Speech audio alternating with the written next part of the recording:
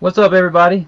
Thanks for being with us today. We got Alex Malpass. We've got Dry Apologist.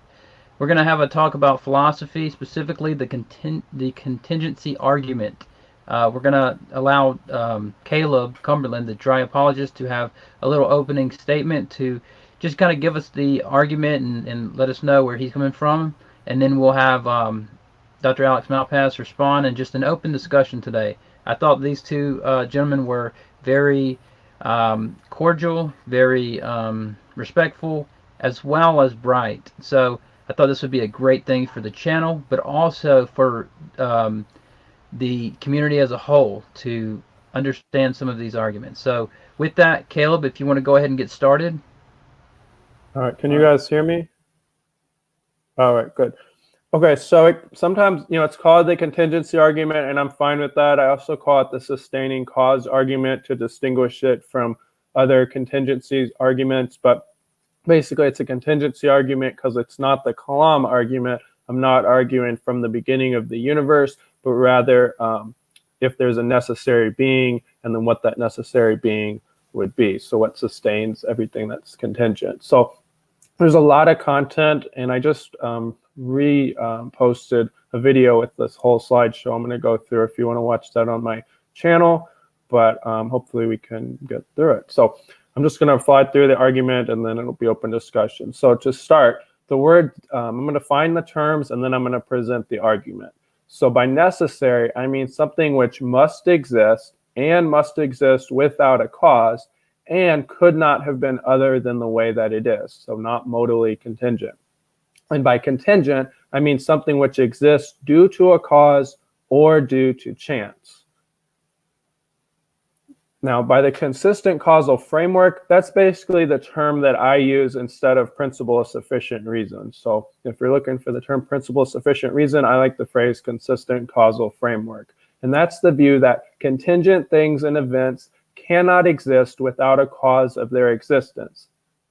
If the consistent causal framework is necessary, as in it has to be, it can't be violated, then contingent things and events cannot exist without a cause of their existence, and that would explain why causal relations are consistent, because they have to be consistent. Causal relations can't break down. At least there can't be, what I mean by that is there can't be brute facts, there can't be contingent things and events without a cause. But if the consistent causal framework is not necessary, then there's nothing that ensures that causal relations would be consistent at all, since it couldn't be that they're caused to be consistent, as that would re-raise the question as to why that cause is consistent. So ultimately, if the consistent causal framework is not necessary, then it would be due to chance as to why causal relations are consistent at all. Yet, I think that that's pretty implausible that causal relations that we see around us are so consistent simply due to chance. So I think that's a strong sort of reductio that the consistent causal framework is necessary, and thereby there can't be brute facts. Contingent things can't, and events can't exist without a cause. I do still think that this allows for quantum indeterminacy, but I don't need to get into that now unless we want to talk about that. Now, when we're considering properties of things, I make a distinction between types of properties. So properties that don't necessarily need other properties, I call fundamental properties. These would be properties that we can conceive of existing without another property supporting it. So things like power, presence, intelligence, love, justice. There could be others, but those would be what I call fundamental properties, properties that don't necessarily need other properties in order to exist. Now, there are some properties that seem like they do need other properties in order to exist, necessarily so, and I call these second order properties. Examples of second order properties would be things like spatial features or colors. Seems like something could not have a spatial feature or a color unless that thing is already limited within space. It already needs some other sort of properties in order to exist.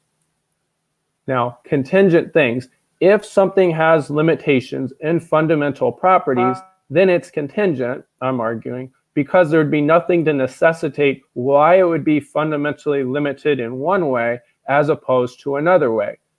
Yet, if something's modally contingent, meaning you can ask that question, why this and not that, and there's no necessary reason as to why, then that's a contingent thing. Sorry, I'm hearing echo. But I'm going to keep going. So if something's properties, though, are not necessary, then it's not necessary. Thereby, by reductio, if something is necessary, then it cannot have limitations in its fundamental properties. So it would have to be unlimited in fundamental properties, unlimited in power, presence, intelligence, love, and justice. So an all-powerful, all-present, all-intelligent, all-loving, all-just thing or being. Yet the necessary thing would necessarily lack second-order properties. It would necessarily lack spatial features and colors. It would also necessarily have limitations in certain actions. It wouldn't be able to will unjust things, for example. So to recap so far, just with the definitions, contingencies can only exist due to a cause because of the necessity of the consistent causal framework. Anything with fundamental limitations is a necessary thing, and a necessary thing does not have fundamental limitations and thereby is unlimited in its fundamental properties. So here's the argument. Those are just the definitions. I know there's still a lot to get through. Even if there is an infinite chain of contingent things causing one another to exist, so we consider the totality of all contingent things, whether it's infinite, finite, whether they've always existed or came into being, that chain itself would be contingent and thereby would not be able to arise except due to a cause or due to chance, since it's a contingent chain. But the consistent causal framework rules out that the contingent chain can arise due to chance. Thereby, it must exist due to a cause outside of the chain, which would be a necessary cause, and a necessary cause would be a necessary being. And the necessary being's unlimited in presence, power, intelligence, love, and justice, and that's what's meant by God. So if there is a necessary thing that causes the chain of contingent things to exist, then the necessary thing is God. I'm arguing there is a necessary thing that causes the chain of contingent things to exist. Therefore, the necessary thing is God. So that's the argument. I know that there is a lot of information in that, but I just want to make one clarifying point.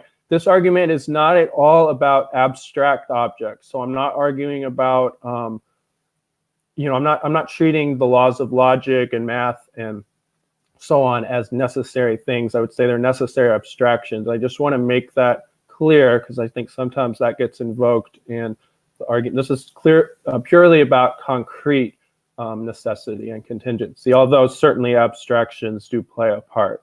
But hopefully that made sense, but I'll now turn it over to Alex. All right, one thing real quick is, sorry about the echo. I'm having some audio problems on my side, but I appreciate you bearing with me on that. And Alex, let's open it up to you and your thoughts. Okay, so the argument, I take it, is your argument rather than one that's not Leibniz's argument. Right. So right. I draw upon different thinkers, but yeah, it's the overall formulation is my version. Certainly, I use a lot of the concepts and ideas from others, but yeah, the version is mine. Because it has some idiomatic aspects to it that make it difficult to track. Sure. So, for instance, it's odd to define contingency, as you did, disjunctively, as either something that's caused or something that happens by chance. I mean, that's entirely your definition and not something that any other philosophers in this area do. And I wonder why it's rather a radical starting position. And I wonder why you've chosen that. And so, for one thing, I mean, it just makes me think, why are we talking about contingency in a completely different way than normal? Secondly, I'm wondering whether or not that definition really is well formed, because what does it mean to be chancy? It seems to me that it means what I think contingency means anyway, right? Contingency, generally speaking, you will have. So just to step back from it a second. Generally speaking, people talk about propositions, right, being true or false. But then some propositions are obviously true but could have been false, or false but could have been true, right? Like this is a cup of water or whatever, but it could have been a cup of beer, right? So it's not. It is true that it's a cup of water, but it could have been false, right? And then there are other propositions that don't seem like they're like that. Like if I say, 2 + 2 = 4, it doesn't seem like it could have been 2 + 2 = 5, right? So that's necessary. So contingent simply means that it's possible that it's true and it's possible that it's false, right? And so we define modal terms just in relation to each other, right? So necessary just means that it couldn't be false. Impossible means that it couldn't be true. Contingent means that it could be true and it could be false. Right? It couldn't be impossible and it couldn't be necessary. So given that normal way of thinking about it, when you say that, so you said, look, by contingent, I mean something that's caused or something that's chancy. Well, chancy just means that it could have been true. Well, it is true, but it could have been false, right? Like if I roll a 6 on a dice, and that's chancy. But that just means contingent. It just seems to me that is what contingent means. So you're just adding something that's contingent if it's contingent or if it's caused.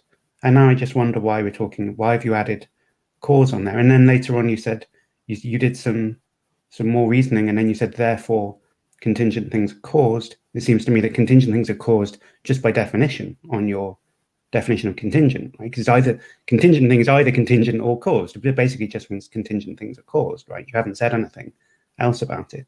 And then I'm wondering, well, causation doesn't seem like as basic a concept as contingency, right? I wouldn't define contingency in terms of causation. Causation is much less primitive, it seems to me, than these basic modal notions. So you put the cart before the horse, it seems to me that. So for instance, how do we define causation? What do we mean by causation? Well, most of the time we will be filling that question out in modal terms, right? So a cause is something, traditional sort of way of thinking about it, a cause is something which happens when it happens, it necessitates its effect, right? So if I strike a match, the lighting of the match follows by necessity from the striking, right? The act of striking causes the match to light. So the match doesn't have to light, but given that I've struck it, it does have to light, right? So it sort of makes it happen. So we think about causation in terms of a modal notion already, right, of necessitation. So it seems weird if you're then saying by contingency, I mean caused, because really by caused itself feels to me is already a modal notion. So right at the beginning of this argument, it feels like you've wired up the connections of the machine the wrong way, because we're putting things that are less fundamental in front of things that are more fundamental, and the definition of contingency seemed to be sort of not well formed, because it kind of just referred to itself as one of the disjuncts. So I wonder whether we can just reformulate this that doesn't have that problem. Sure. That would be easier for me. Okay, sure. Yeah, we can use a different definition. So I've changed the definition some over the recent time of presenting the argument. And the reason for that being is that contingent can have several different usages. And I know that, in philosophical discourse, it tends to have this modal usage. But like in everyday discussion, a lot of times we think contingent means dependent. However, if I say that if somebody, for example, in a recent debate I had, put forth the modal collapse objection, I would say that doesn't undermine the argument, because things that are caused are still dependent upon a cause. So they would still be contingent in that other sense as in dependent. And that's why I call it the sustaining cause argument. So I'm saying that things that are contingent, either meaning they're dependent upon something else, or they're just a brute fact that just happens to exist. Now, something could be due to chance and be caused, but the reason why I define this is to cover all the territories. So it is in a modal sense, but even if somebody said that an effect was necessitated, and they tried to argue from there, well, this leads to modal collapse, I don't think that would undermine the argument, because it would still be an effect. So, I'm fine with redefining or using different words, but that's the reason why I defined it that way, was to prevent a later semantic objection. Okay. But however way you want to define it, I'm fine with. You're right to say that the word is used in different ways, right? So there's the word contingent, right? Is used as a sort of different family of like relations where something's either contingent or I guess non-contingent, but by that we basically mean dependent or not dependent, dependent or independent, right? So if something's existence depends on something else, and obviously most of the things around us are contingent in that sense, right? Like my existence isn't independent of other stuff, right? It depends on other things for it to be. I mean, like I have a causal origin, for instance, like my parents or whatever, reproducing to have me. I'm also like not independent in the sense that I like need air and space and like gravity and stuff around me for my existence to continue. And if all that disappeared, I just like, I don't know, explode or something, or implode or something, whatever. Like, I don't know what happens when you go to space. You explode, I suppose. But like, I need these things around me. I depend upon them. I'm not independent of other things. So in that sense, I'm contingent. And we just don't need to run those two things together. They're related, those two ideas of contingency, because everything that's dependent on something else, you might think, is also modally contingent, right? Could have been otherwise. But that's not necessarily true, because if you think that, so some people think there's contingency in the world, real contingency. I think most people do. It's the everyday kind of folk idea. Stuff happens by chance, but not everybody, right? So determinists, a really hard-nosed determinist, just thinks everything has to be exactly the way that it is. That doesn't stop things being dependent on previous things, right? You still need causal chains. So the reason this cup has water in it is because prior to that there was some causal effect, right? Me pouring water into it, and it depends upon that prior antecedent causal state for it to be in this state now. But a determinist doesn't think it's contingent in the modal sense, even though it's contingent in the dependency sense. So you don't have to run those two things together. And just saying that everything that's dependent is contingent, it's just saying that you think hard determinism is false. It's just equivalent to saying that, right? Whereas a determinist is going to disagree with you about that. So Sure. I don't think it's a good idea to run those concepts together, or to say as a matter of definition they're the same thing. You're just kind of tying your shoelaces together at the beginning. Sure. Otherwise, Perhaps. Right? I mean, I was using contingent more I was kind of using it in a broader sense to mean dependent or modal or modal. So just to cover all the usages together. So I wasn't trying to run them together. I mean, that's what I mean by tying your shoelaces together. You want to be able to keep those two concepts distinct from each other. Okay. And saying I'm using the word contingent and defining it to just mean this thing or that thing just makes it harder to know what you're talking about. So we should just have two words and use one when you mean one and one when you use the other. Sure. Let's use dependent then for that, the dependency, and then we can use contingent for the modal sense. Good idea. Yeah. Okay, great. Okay. So I think, in going back to the argument, I think there would be only one place then that I would or one or two places I would reinsert those terms. And I don't know if you want me to go back to those, or if just when we work through it, we can make sure we plug those in. I think I now need you to state the argument in such a way that it's clear what's going on. Yeah. Okay. So so contingent is going to mean something that, I'm just going to notate this, could have been otherwise. Is that a good for you? Mm-hmm. That's fine. Okay. Yeah. And the necessary, of course, is could not have been otherwise. But are you fine with defining necessary as must exist without a cause as well?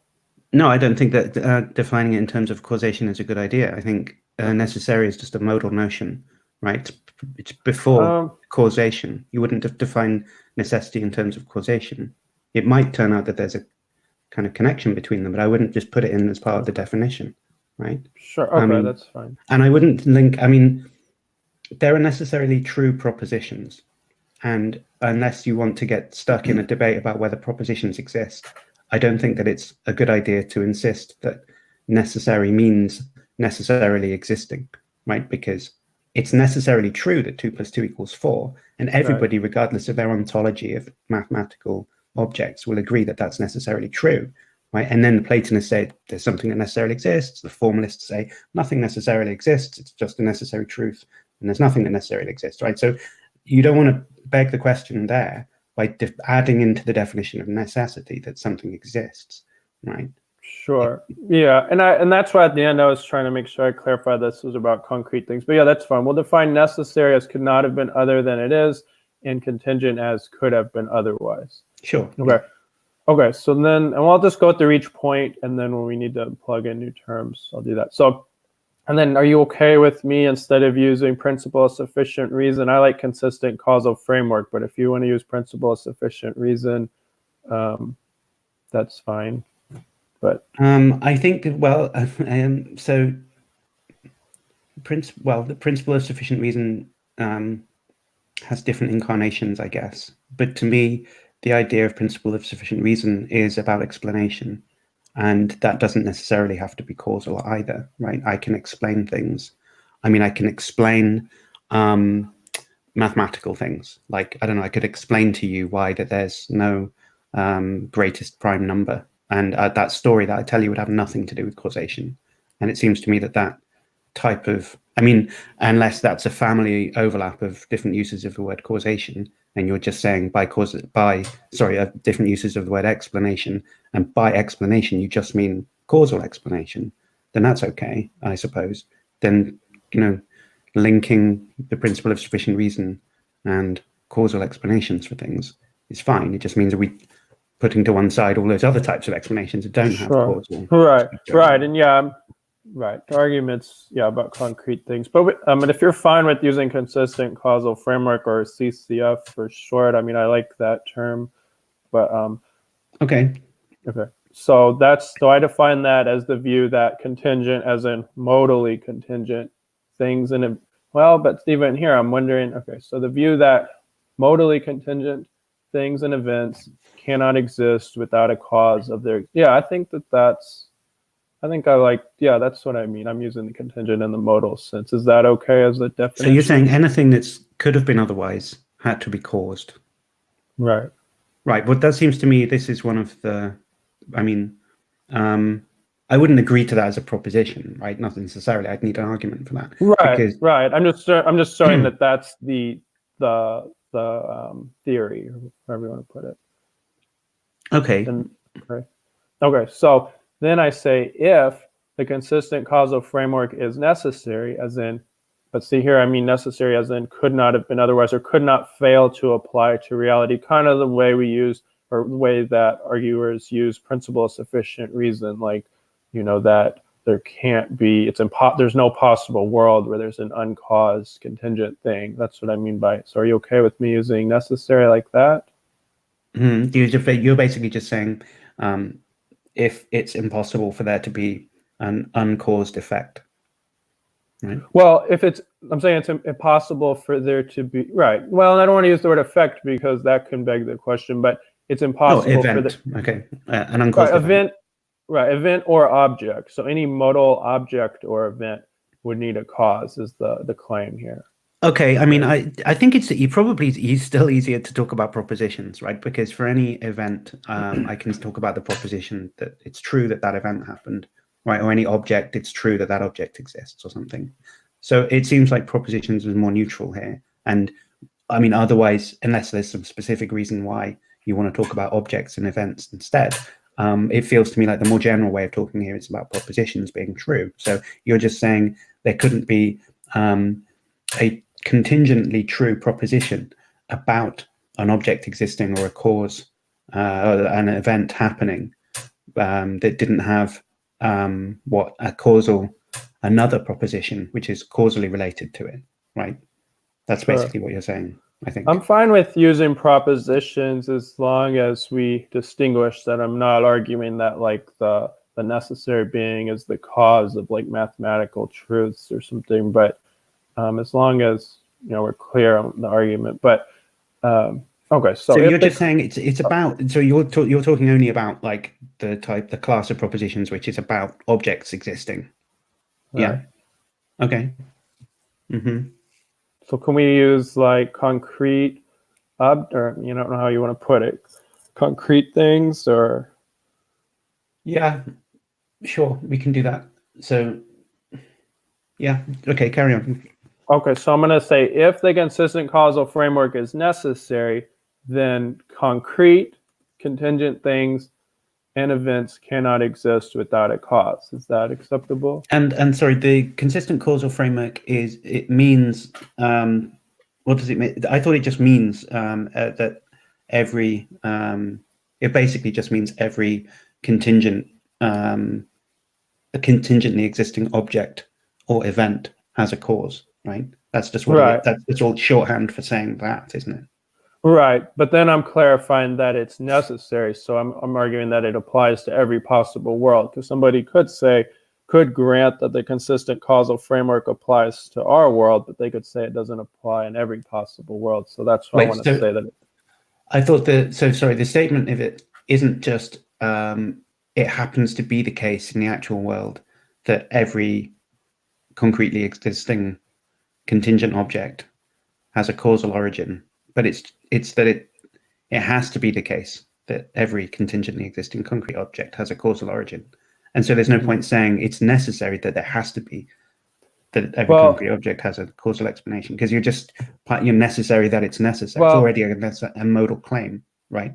Well, except for the fact, and again, that's fine, I don't want to get hung up here, but except for the fact that the definition itself left open other possible worlds. But we can just define then. Well, sorry, I must have missed the definition then. What's the definition of the consistent causal framework? Yeah. The definition is the view that contingent things and events cannot exist without a cause of their existence. Okay, so it's modal. I mean, cannot mean in no possible world. Is it true? Sure, but somebody could say that just applies to our possible world. It would seem they would just be misunderstanding the word cannot then, right? If I say is not, that means the actual world. But if I say cannot, that doesn't mean the actual world. That means all worlds, right? It's a modal operator. I agree. Okay, so yeah, that'll help simplify it then. The reason why I make all these qualifications is that I've come across a lot of different objections. So anyways, okay, so this is going to the next point. So if the consistent causal framework, we could say is not true, then this is where I come in with the argument for it. Then there's nothing that would ensure that causal relations would be consistent. What does it mean for a causal relation to be consistent? Sure. So like me, clicking the mouse, it consistently makes the screen pop up or whatever. I mean, we can give countless examples. I don't know if there's a more technical way to put it, but that's what I mean. So that causal relation. So you're saying that yeah, go ahead. Well, I mean, there are causal relations where, it depends how you look at it, right? Like, can there be, okay, so on strict determinism, right, all causal relations are what you describe as consistent, right? So if exactly the same causal antecedent conditions obtain, then exactly the same effects issue forth from that, right? Like always the same. If you hit the snooker ball the same way, it always does exactly the same thing, right? On determinism. Now, there's two ways that you can open up the space of possibilities there, right? One is by saying, well, there's a bit of indeterminism, a bit of like, quantum decay, chanciness, free will, something like that, that's not completely controlled by those antecedent conditions. So to say that causal relations are always strictly related in that way, consistent every time the same antecedent conditions, the same consequent conditions come out, is to basically to just say there's no indeterminism in the world, right? But there's another way of looking at it as well, where causal antecedent conditions can be kind of vague, right? So I mean, smoking causes cancer, right? But not in the same way every time and exactly the same, like the causal antecedent isn't specifying anything precise enough, like hitting a snooker ball in exactly this way. You're just saying smoking. We all know what you mean, but it's not precise. It's not like you have to smoke this type of cigarette this many times over this period and you have to have exactly the same lungs as me. Well, but you're not making a claim like that. You're making a much more general claim. And then the correlation between the cause and the effect isn't so obvious, right? Because it's not two people can smoke the same amount and one of them gets cancer and the other one doesn't, right? It's still true that smoking causes cancer.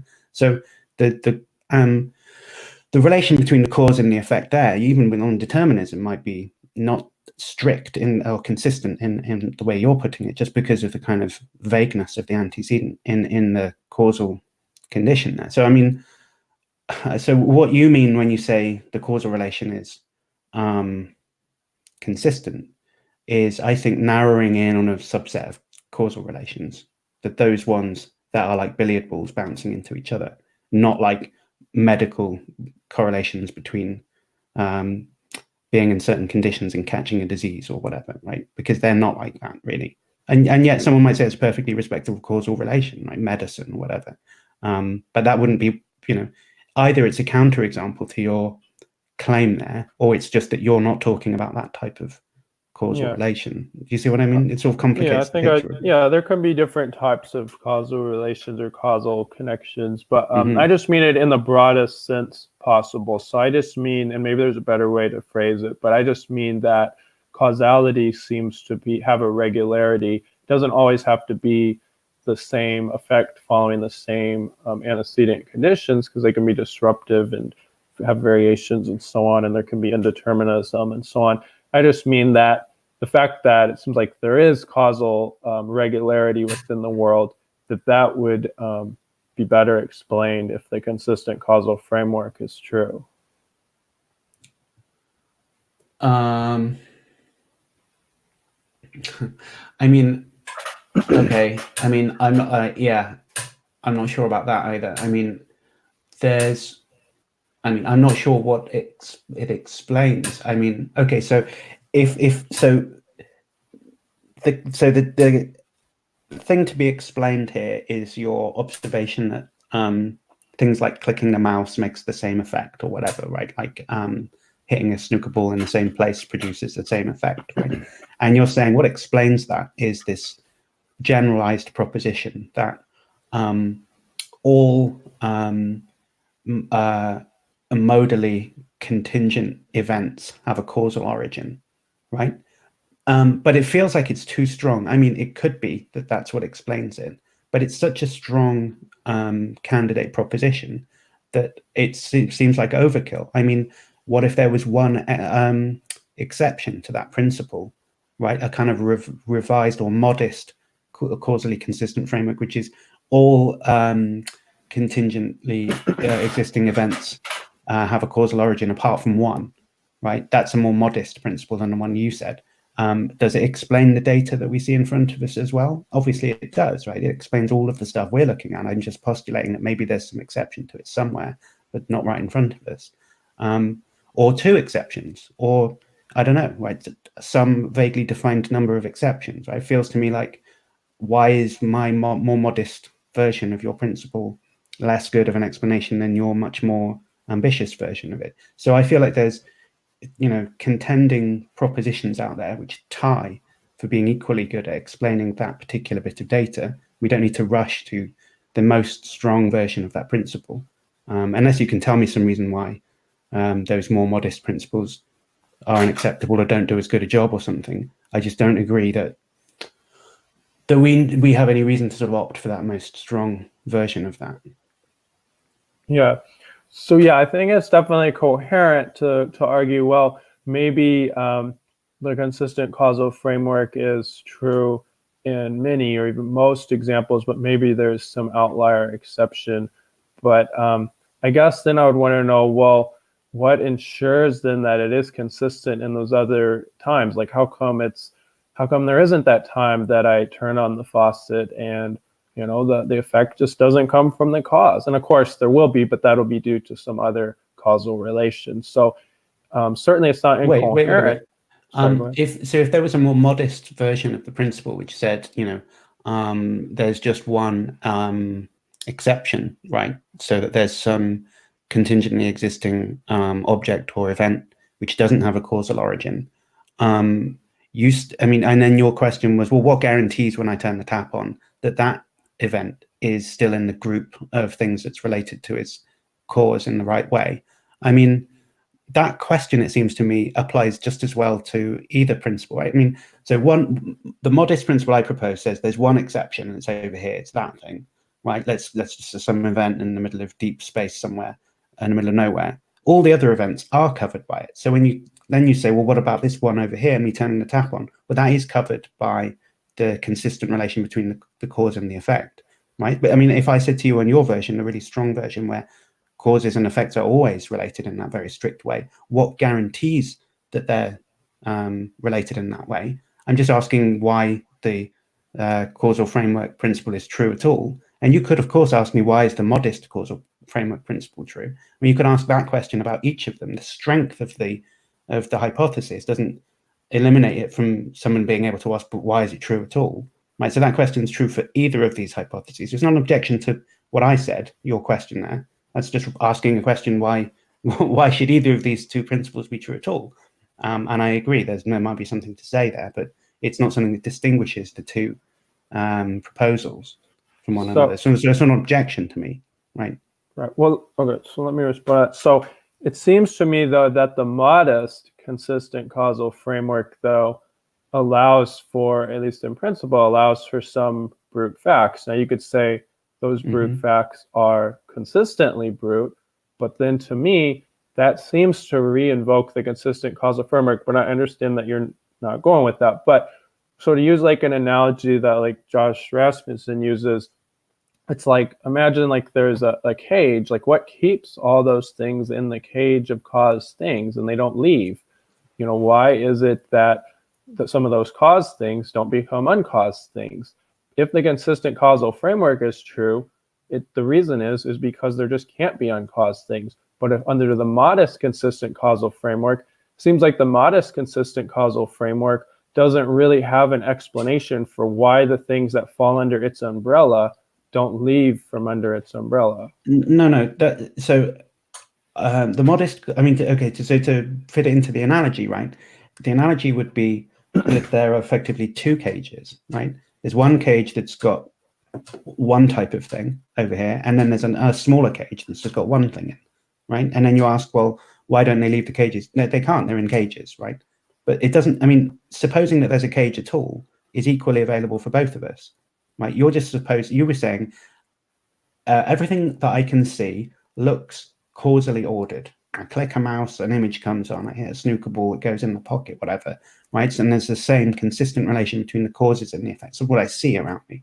Now, what explains that? One hypothesis is every event is the same.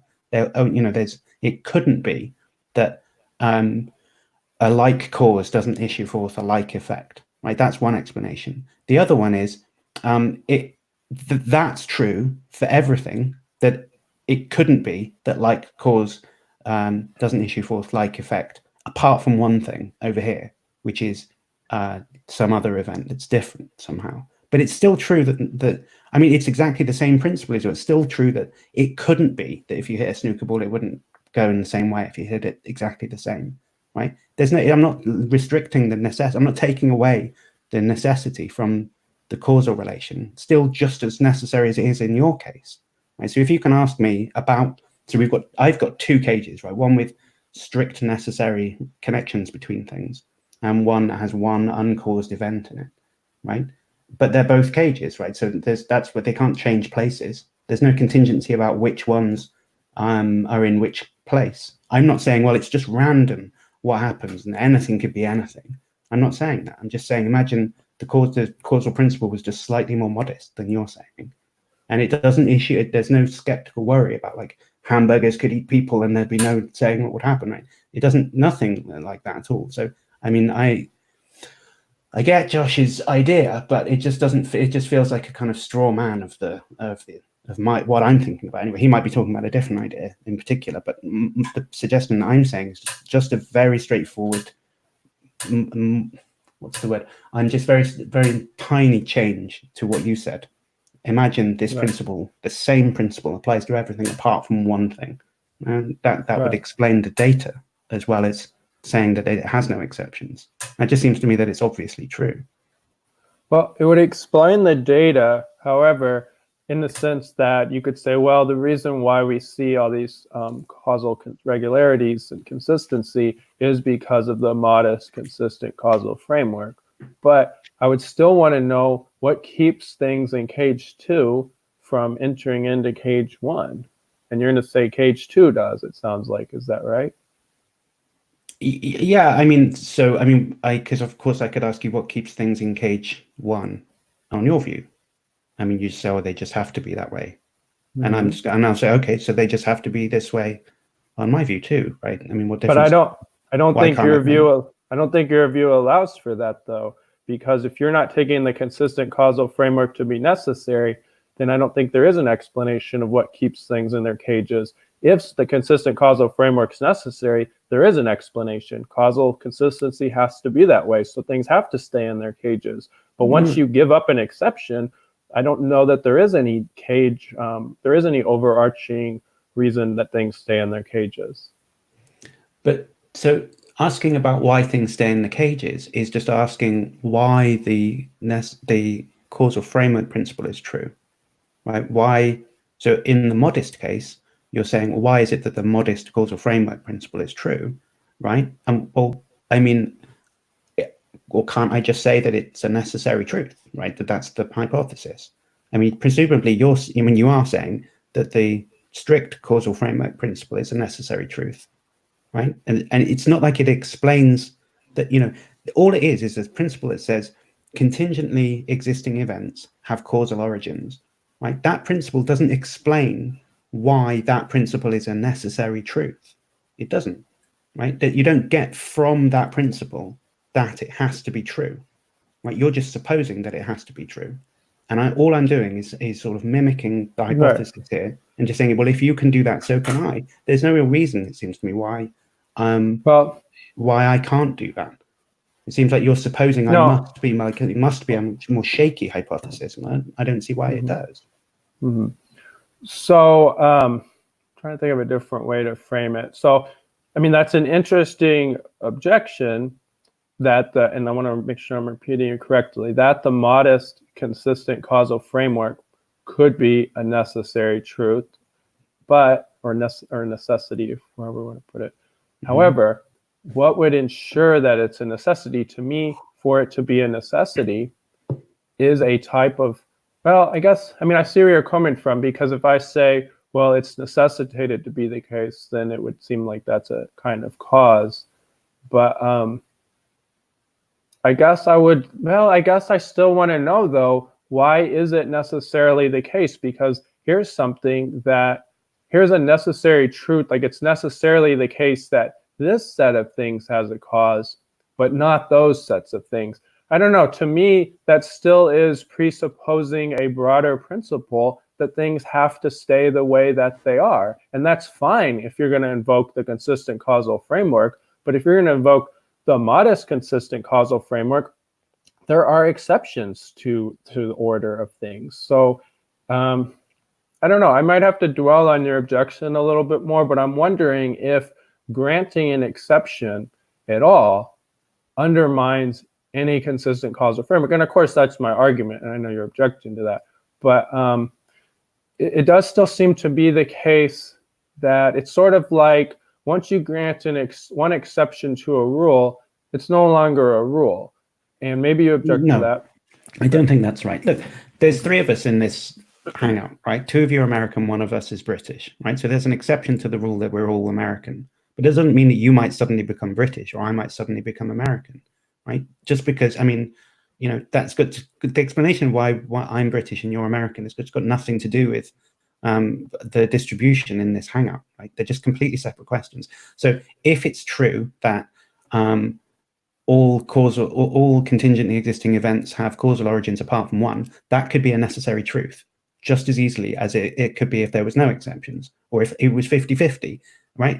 The distribution there is completely independent of how like the modal variety of, like the modal strength of that claim. It's just got nothing to do with it, right? It could be exactly the other way around. It could be, what if I said no contingently existing thing has a causal origin, right? That could be a necessary truth too. I mean, in principle, it could be. I mean, if all you're saying is just, if there's an exception to the rule, then anything goes. That's just no, that's not right at all. There's loads of rules that there are exceptions to. It doesn't mean anything's like more likely to change places because of that, any more than you might become British over this conversation, right? There are exceptions to rules, but I guess maybe part of a disanalogy here is that I don't know that there's a rule that everybody in the hangout had to be, from one country, and of course you're not arguing that. But I guess my worry here is that it seems like if we're talking about causality, it seems that it's a fundamental notion. And I know earlier you had said, well, it seems like contingency and necessity are more fundamental than causality, which that's fine. But I guess to me, if you have a cage of caused things and you have a cage of uncaused things, it's certainly not an analytic truth that things would have to stay in the uncaused cage. No, it's not. It's not an analytic truth Right. that they would stay, and it's not an analytic truth that they would change. But that's Right. true. I mean, that's just to say that the modest causal framework principle isn't an analytic truth. And that's right. But neither is the strong causal framework principle either. That's not an analytic truth either. And it could be that it's true for all of the events up till next Tuesday, and then it changes. I mean, analytically, that's correct. That's conceivable that happens, right? There's no contradiction in that happening. So neither of them are analytic truths. So we can both agree there. But, so we're still tied, it seems to me, in terms of the status of the two claims. Nothing tells apart between them. Yeah, I'm still mulling it over. I mean, you could have a valid objection here, but I guess my concern still is that certainly there are rules that have exceptions. I mean, we could think of many examples, but I still have this intuition, which could be wrong, but when we get down to that, there's got to be some fundamental rules that don't have exceptions. And I think that this is one of them because let me just finish this with that. Because to me, it seems like a type of causality that things stay within the one cage and don't leave the other, unless the consistent causal framework is true. Now, I know you're saying, well, it could be maybe this is what you're saying, maybe I'm wrong here. It could be some other necessary truth that necessitates that things stay in their cages, but this other necessary truth is that things stay in cage 1 and other things stay in cage 2. And I suppose that makes sense, but in my mind, though, it seems like given that things can be uncaused, what is this necessary truth that's arbitrating between these things? It seems like it's a rather arbitrary rule here. I mean, it's like, well, things in cage 2 are the uncaused kinds of things. And it's like, well, what makes that the case? That why aren't they in cage 1? Now, if the consistent causal framework is true, we just have this broad principle. Everything contingent needs a cause. But if you have the modest consistent causal framework, it seems kind of arbitrary. And to me, I wonder if it's kind of smuggling in the consistent causal framework without telling us that. Okay, right. I see what you mean. So look, first of all, let's be clear that Josh Rasmussen's analogy in some ways is unhelpful because it's picturesque, right? Like his characteristic way of talking is very, very clear. But it's also somewhat unhelpful because, what we're doing is talking about causality in total, right? And wondering about the kind of modal status of that claim, right? But what we're doing is we've got an analogy which paints a picture, which is a causal picture, right? And so things in cages, there could be some kind of causal sequence where they break out of the cage and, things can happen. And it feels like we're back to a sort of first level description of just some of the humdrum causal things again, as if the causal principle applies to that. And that's the way that it's misleading. And it's better, I think, to just drop the analogy for the sake of it, because it's helpful to see what's going on. But what's actually going on is we're just asking, is the causal framework principle necessarily true or contingently true, right? And it doesn't, just saying contingently existing effects have causal origins doesn't tell you whether that principle is necessarily true or contingently true. It just doesn't tell you that. And the thing that's misleading is you think, well, things in cages, the causal principle applies to that. But the causal principle obviously doesn't apply to the claim that the causal principle is necessarily true. Right? It doesn't give you the answer to that question. So I think it's helpful to just And once we drop the analogy of cages and whatnot, it's just there's two claims about causation. They don't apply to themselves. The question is just, are they necessary or are they contingent? And I just don't think you can say one way or the other. Well, surely whatever you can say about one, you can say about the other. So they just feel like they're equal. I mean, it's just drop the analogy, and then it just seems like you've got two propositions, and either could be necessary, right? Well, okay, we can drop. I think the analogy can be helpful, but analogies can also be misleading. So we can drop the analogy. But yeah, I mean, what you're proposing isn't logically contradictory, of course. The idea that many contingent things have a cause, but some contingent things could lack a cause. There's no contradiction in claiming that.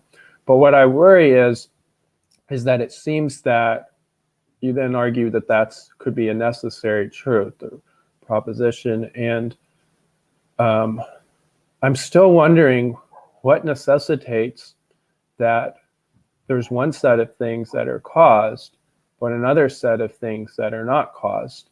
Okay, look, just think about it like this. I mean, look, say every number you'd ever seen, I don't know, had a successor, right? No, was the successor of another number, right? And you'd looked at like 10 is the successor of 9. You'd looked at like 17,543,000, and that's the successor of 17,542,000. And you just inductively like build up this base of like, oh, every single number has a successor of something, right? And then you say to yourself, you know what? Here's an explanation of this, right? Every number is the successor of another number, right? And then someone introduces you to 0. And forgetting minus numbers, if we're just talking about positive integers there, then it's different from all the other numbers. It's not the successor of any number, right? It's just the predecessor of 1, but it doesn't come after any number, right? As I say, forget about negative numbers for the time being. If we're just thinking about that system of numbers, you could convince yourself for eternity, looking at other numbers, that they're all a successor of something, but it doesn't mean that there isn't.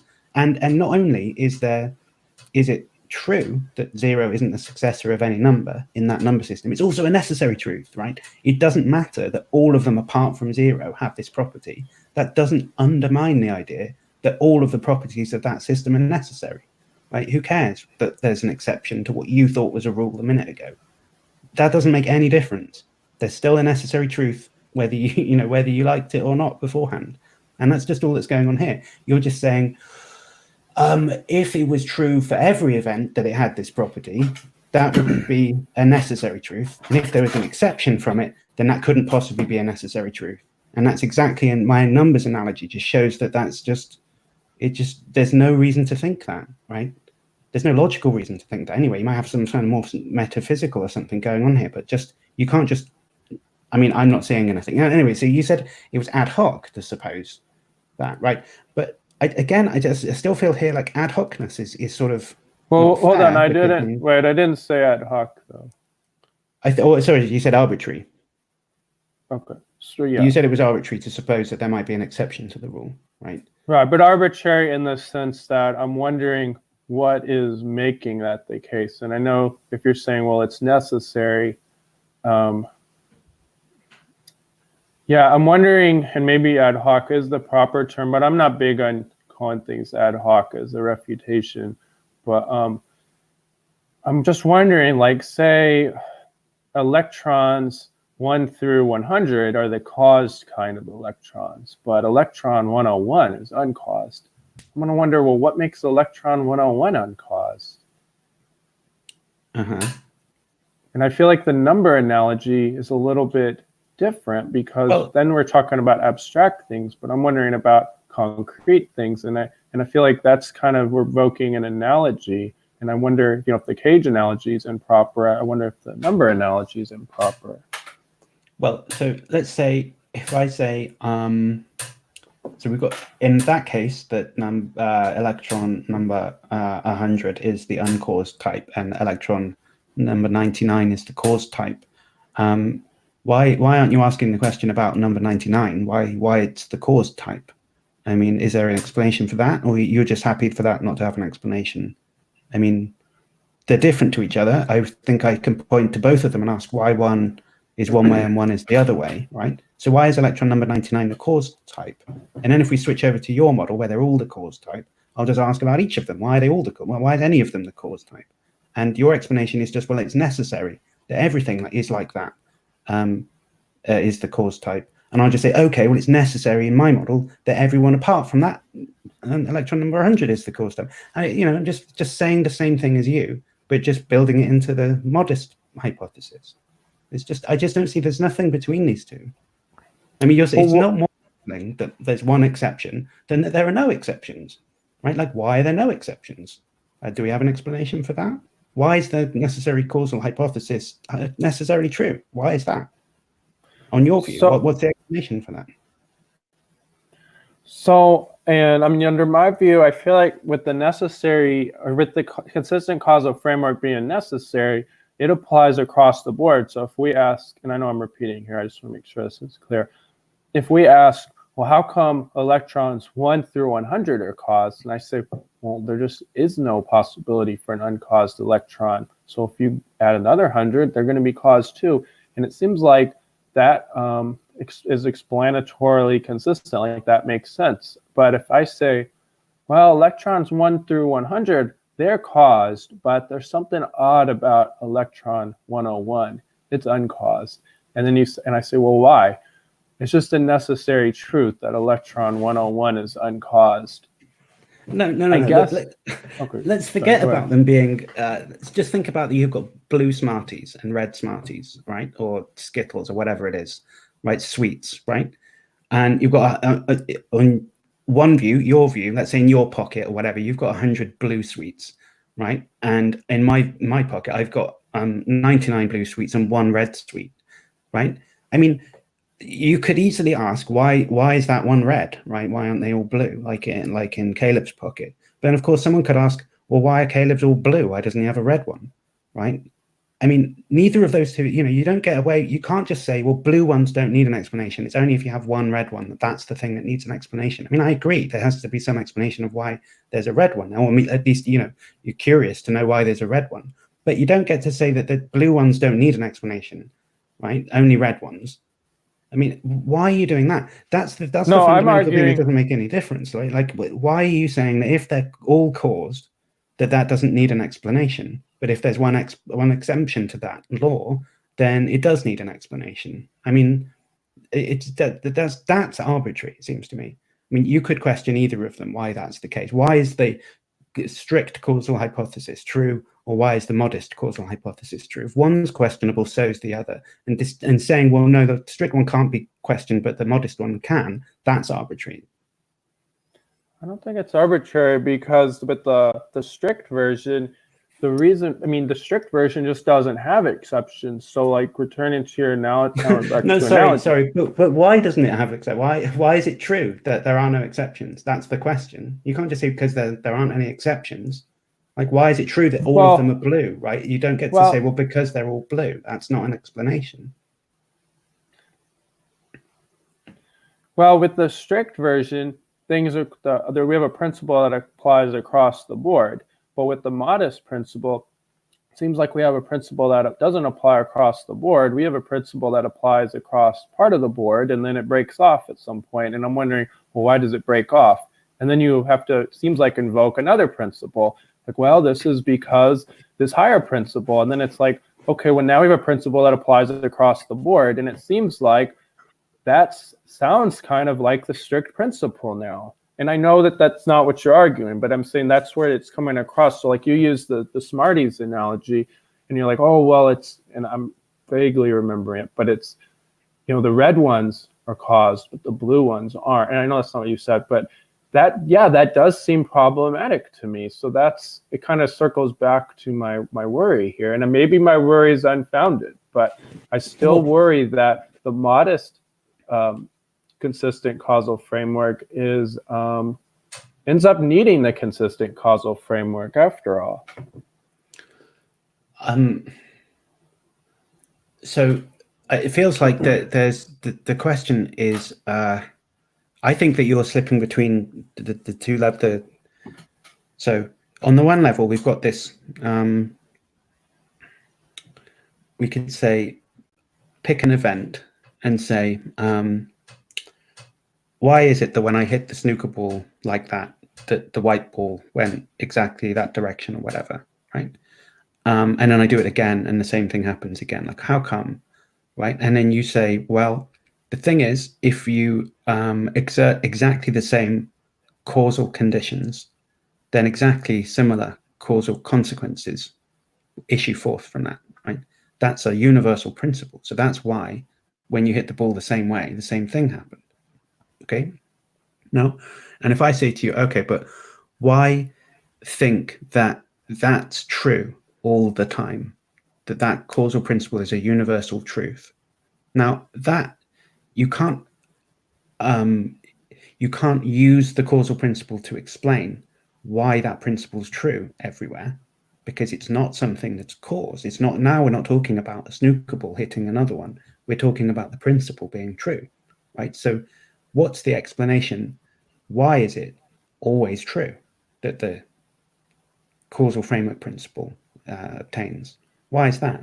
I can ask that question, and it seems to me that whatever the explanation is either going to be something like, it's just a necessary truth and there's nothing further to say about it, or it's going to be something else like that there's something anyway that explains why it's there. And if you just shrug your shoulders and say nothing, then I'd say, well, you owe me an explanation. That just seems mysterious. Now let's switch over to the other view. And now we're looking at, I'm hitting a snooker ball, it's going in the pocket. I do it again, it goes in the pocket.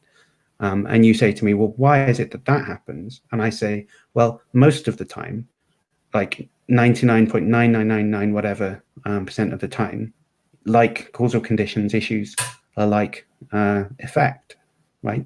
That's going to explain. And the only exception to that was like millions of years ago, deep in intergalactic space, right?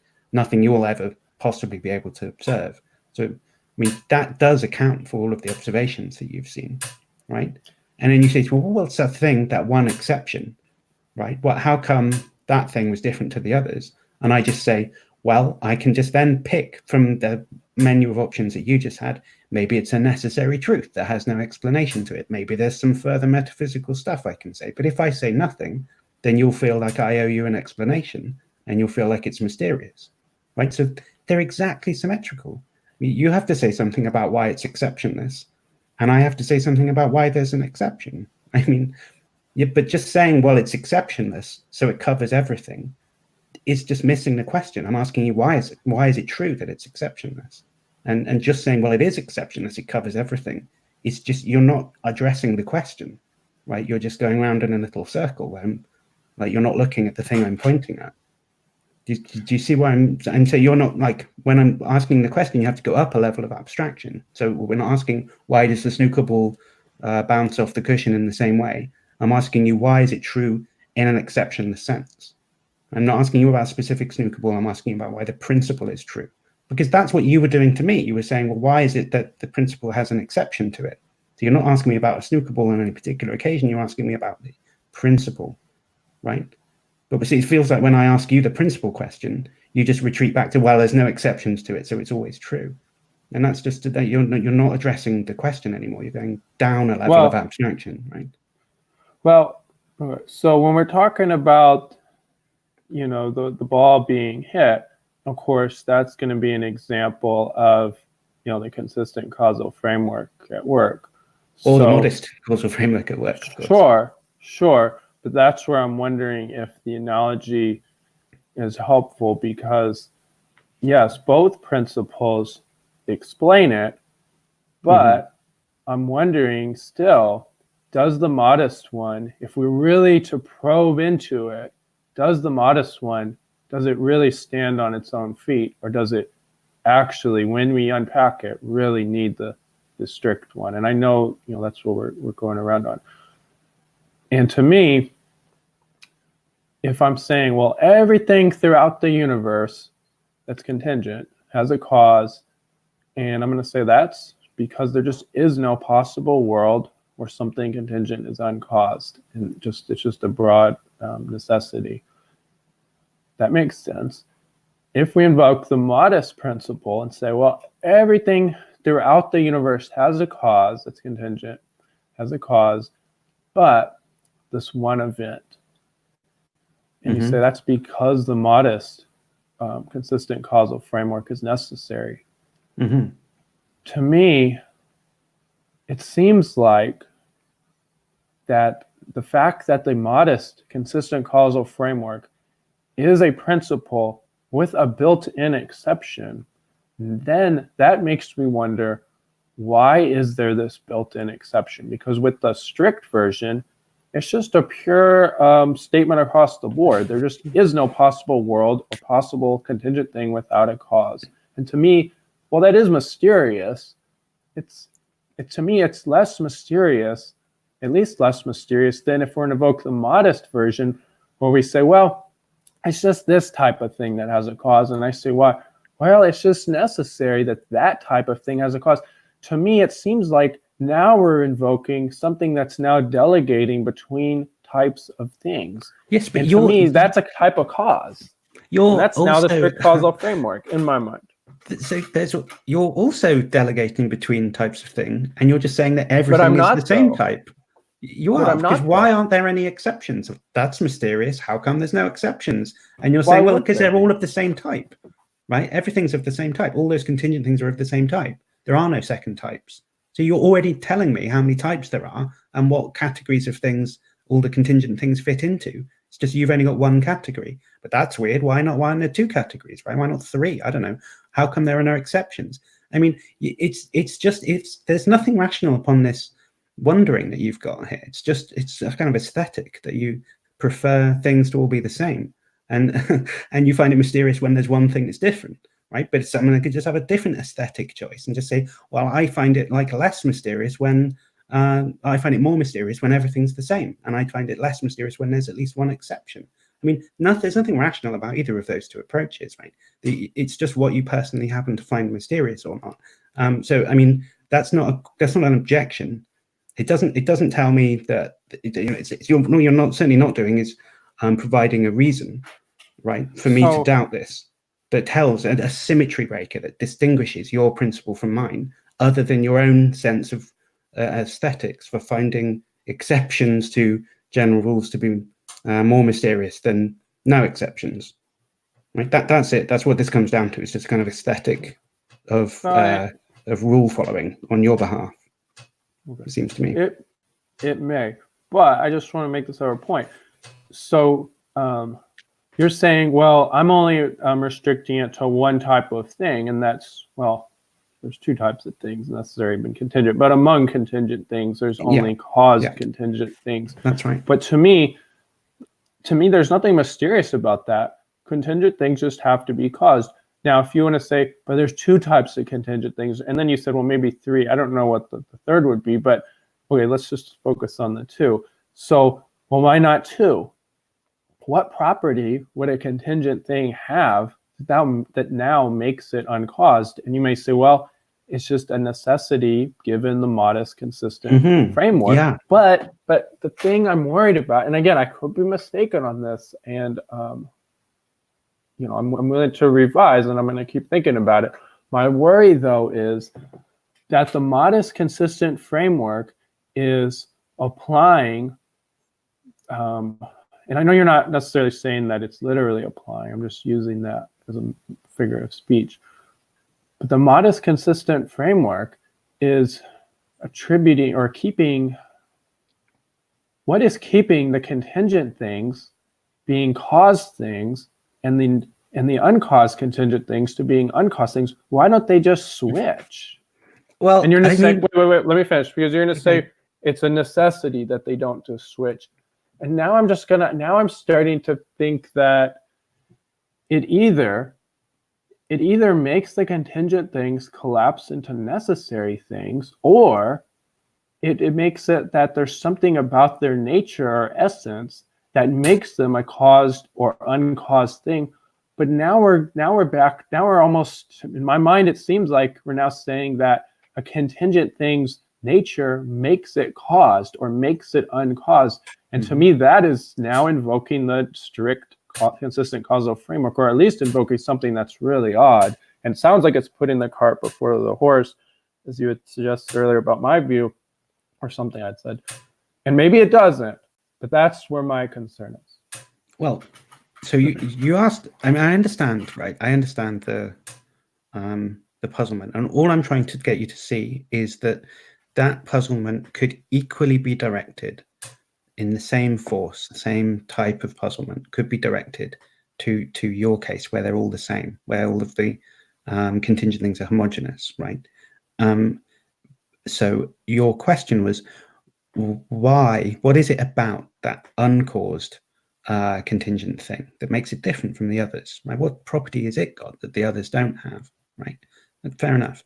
But why? So you could ask, what property do all the caused contingent things have that make them different from it?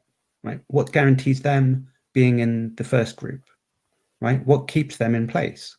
Right? And it's no good just telling me that they're all in place. What keeps them there? Why don't some of them stop being the types of things that have causes?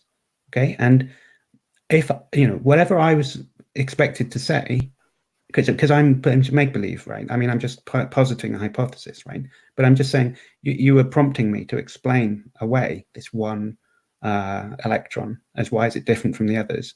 But if I asked you what it is about, in your case, all 100 electrons that makes them have that makes them all such that they have causal explanation, right?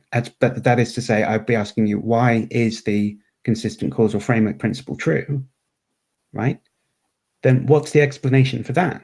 It feels to me like you haven't really told me an explanation. I'm yet to hear one, but I think your explanation is that it's a necessary truth, right?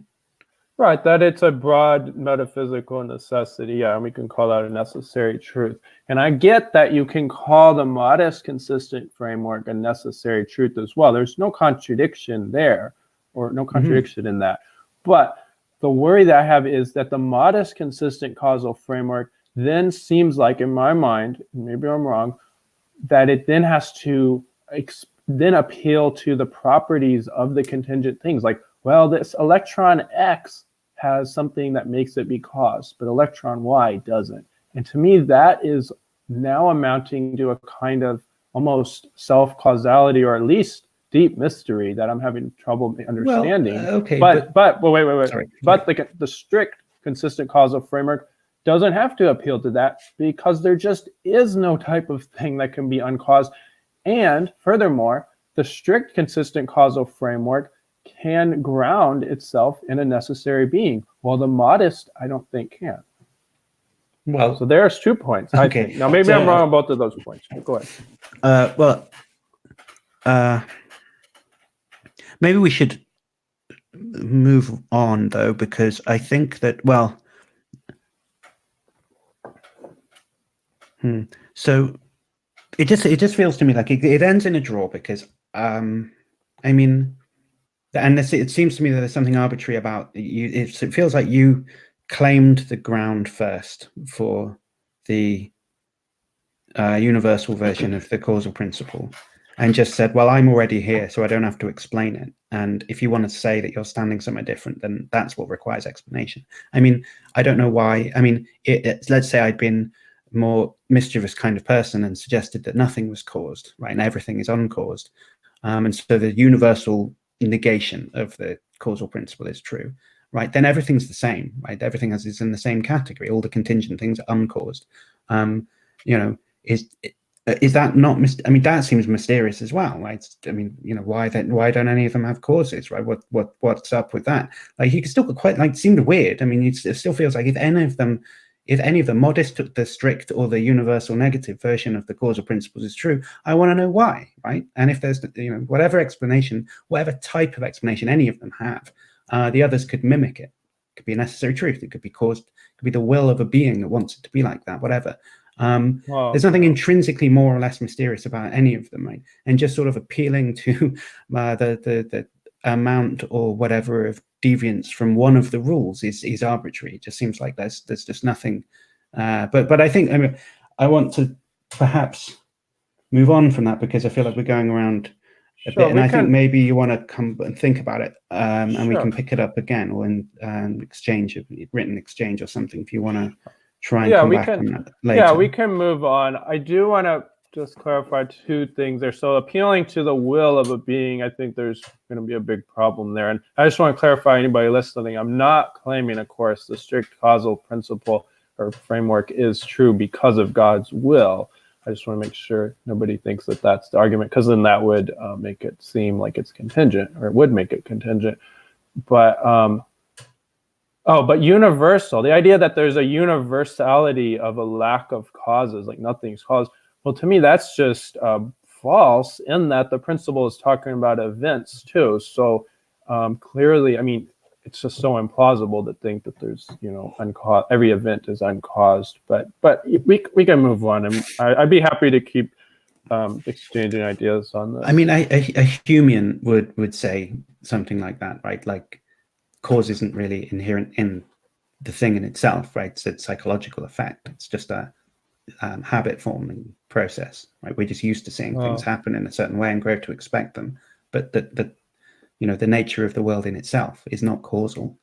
So it's not a radical view. I mean, it's a perfectly straightforward philosophical view. It's a textbook view on causality, right? You might find it strange. I mean, and it kind of is strange, but I mean, philosophical views are almost always strange to some extent. And Humeanism is well-established, well-defended, contemporary mainstream view in the theory of causation. We wouldn't brush it off as being like nobody thinks that. People defend that, Well, yeah, I know that people defend a Humean view, and I do think it's deeply implausible. But I think, and you're going to know more about this than I do, but my understanding is that a Humean still recognizes causality, but the way they account for it is in terms of regularities and not in terms of like the essential nature of something.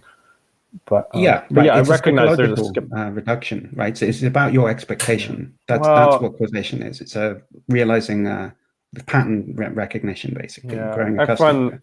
Sure, every philosophical view is going to be contested, and it's going to be somewhat mysterious. But to me, that view just seems false. And I know that I'm maybe I'm overstepping my boundaries, but it just seems false. But we can keep this going. But I want to, since you had suggested, let's move on. We can do that. And I don't know how much time we have, but Converse, if you want to let us know. Yeah. So we've been going about an hour and 15 minutes or so now. So what we'll do is if you guys, if there's anything else that you really wanted to hit on that we've missed, maybe what I'll do is I'll give you like maybe 3 to 5 minutes a piece just to kind of wrap up, like give your final thoughts, and like or if there's something else that we missed that you want to move into, let me know that as well. But if there is nothing that's really pressing that you want to talk about and have a discussion about, maybe we'll go into some of the questions and some of the comments, and that might help to clarify. That way, when you see those questions, maybe Dry Apologist says something that Alex goes, oh, okay, now I see what you meant that whole time. So maybe that'll help. So just let me know if I'll give each of you a couple minutes to just wrap up and tell me, like, what do you think was missing, or what was unsaid that you think should be said, and then we'll go into questions if there's nothing else. Sure. Okay. Yeah. If there's, I mean, obviously any of these points we can probably break down for another several hours, but I'm fine with going to Q&A, or if Alex, if you want to touch on another dimension of the argument or whatever, wherever you want to go with it. Well, we didn't really get to the argument. We, as often with these things, we got into a different issue, a side issue that's often what happens. So to me, the argument generally works by saying something like, the contingent things, that is, things that could be otherwise, have explanation for them, right? Like, I mean, why is this cup got water in it rather than beer or something, right? Like normally there's some explanation, something that you can point to that explains that, and often that is in terms of causation or whatever. It's like I poured water in rather than beer or something, right? And then the idea is that whereas, like, I don't know, necessary truths don't have explanations like that. Like, I mean, I don't know, why is 4 divisible by 2 or something? I mean, it just is, right? There's no way it could have been any different, right? There's no point talking about how things are as an explanation for why that's the case. And so that sort of intuitive distinction there, that contingent things have explanations and necessary things don't, you start to have this, well, you can sort of generate the trilemma there, right? Because, well, this contingent thing's explained by that thing, and if it's explained by a contingent thing, then the thing that explains it will have an explanation. And this like starts to make it sort of chain of explanation going back, right? And either that chain goes back forever, right, with one contingent thing explaining the next one, right, like a family tree or something, or that chain of contingent things stops, and the stopping point is a contingent thing that doesn't have any explanation for it, right, an exception to the rule, or it terminates in a necessary thing, right? Well, my way of thinking about that situation is that really there are only really 2 broad ways that things could be on that, right? Either the I mean, let's put the infinite regress thing to one side for a second. If the chain of causes terminates at some point, right, that termination point is contingent, or that termination point is necessary. If the termination point is contingent, then the whole lot is contingent, and you could complain about that by saying, well, why though? Well, like, why does it go back to a certain point, like the Big Bang or something? Big Bang didn't have to happen, but now that it did happen, all the stuff that follows it. So we're left wondering why the Big Bang happened, and that's by saying we don't really have an explanation for anything, because although I've got an explanation why there's water in this glass, I don't really, because it goes all the way back to a Big Bang, and there's no explanation for that, right? So ultimately, there's no explanation why there's water in this glass, right? So it's unsatisfying from an explanatory point of view. It leaves nothing explained. At least that's what it feels like. But then the problem is, if you go the other route, right, and you ground the explanation, the terminus point for the chain of explanation ends in a necessary truth, right, or a necessary thing. But what it feels to me then that the problem is that it makes the world necessary as a consequence, right? And if we start off by saying, well, only contingent things need explanation, then you end up just saying, well, the world is necessary. And then because necessary things don't have an explanation, the world doesn't have an explanation. And then it's like, well, what? There's no explanation for why there's water in here at all, ultimately.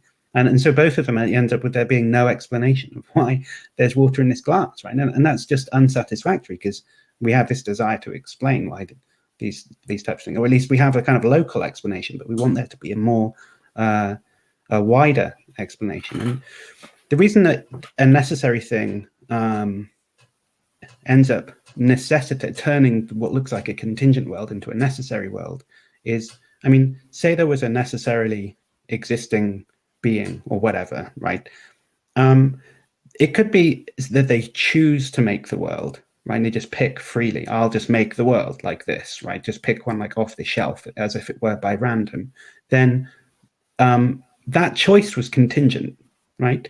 And then you're basically left with a necessarily existing being that does something that doesn't have an explanation why they do it, right? Why did he make this world instead of a slightly different one, or no world, or a completely different one? Like what explains that, right? That's just a contingent event. So the chain of contingent events basically just goes back and then stops with a stopping point, which is God's action. And that was contingent. It doesn't have an explanation. And it just looks exactly the same as the view that contingent explanation just stops. The terminus point is a contingent event, right? And we already said that was unsatisfactory. So if it's God just choosing freely without if it's just a contingent event that doesn't have an explanation, then that doesn't help us at all. It's actually no different from, it's just a species of the other type of causal chain, right? Well, on the other hand, if God's choice was, if it's not contingent, then it must be necessary. That's the only other option it could be, right? So let's say God kind of has to choose to make the world this way rather than a different way. Let's say his nature compels him in some way to do it. He has to, just like 2 + 2 have to equal 4. If it's like that, well, then the existence of the world is necessary, right? It couldn't have been otherwise, because God has to exist. He has to have this nature, and this nature is such that if he has it, then he'll necessarily make this world, right? So then we're just a necessary consequence of a necessary truth, right? And any consequence of a necessary truth is itself a necessary truth. That's a basic axiom of modal logic. So it just seems like, I mean, then it's just there's no explanation anymore, because, well, it's just necessary all the way down, right? It's necessary that God exists. It's necessary that, and if necessary truths don't have explanation, and the world is just a necessary truth because it follows from a necessary truth, then it doesn't have an explanation either. So again, we just left with there being no explanation. So it feels to me like the ultimate, this is my problem with the contingency argument, is that there aren't really three options. Well, I mean, the third option was that there's a never-ending series of cause and effect, right, going back forever without a terminus point. But then the sort of classic objection to that is that someone will say, but why is there a never-ending causal sequence of these exact events and not some different ones, right? And then you can just take your pick, right? You just say, maybe it's necessarily true that there has to be an infinite sequence of these causal events, or maybe it's contingently true. And it seems to be nothing you can pick between them, but those are still the only two options. And if it's contingent and there's no explanation for it, or it's necessary and there couldn't be an explanation for it, right? But either way around, we're stuck in we're playing a game here that doesn't have an escape route. It's like a misprinted Sudoku, right? It doesn't matter what you do, you're not going to get the answer. So it just feels to me like it doesn't help to point to a necessary being regardless, because he's going to be limited to either doing something contingent or doing something necessary, and either way, it's game over, it seems to me. So that's my general thought about the contingency argument. Right. Yeah, and I read at least one of your articles on your website, so I was aware that it seemed like you took this modal collapse type objection that, like, it sounds like what Peter Van Inwagen and others have argued. Mm-hmm. And when I had a debate with Brenda on this argument a couple of weeks ago, that was the objection that Brenda took. So yeah, and that's why at the beginning of the argument I had phrased contingent the way that I did was, and I don't want to unpack why, but basically because even if the modal collapse, now I think if God has libertarian free will, that can avoid this modal collapse if you think that that's coherent, but I don't want to get into a debate about free will. But even if we grant that God necessarily wills the universe, that's not my view, but if I grant it, I still think that the modal collapse at most would prove that the universe, or a collection of contingent chain, whatever you want to call it, is a necessary effect, but it would still be a dependent chain if God is the creator of it. Would you agree with that?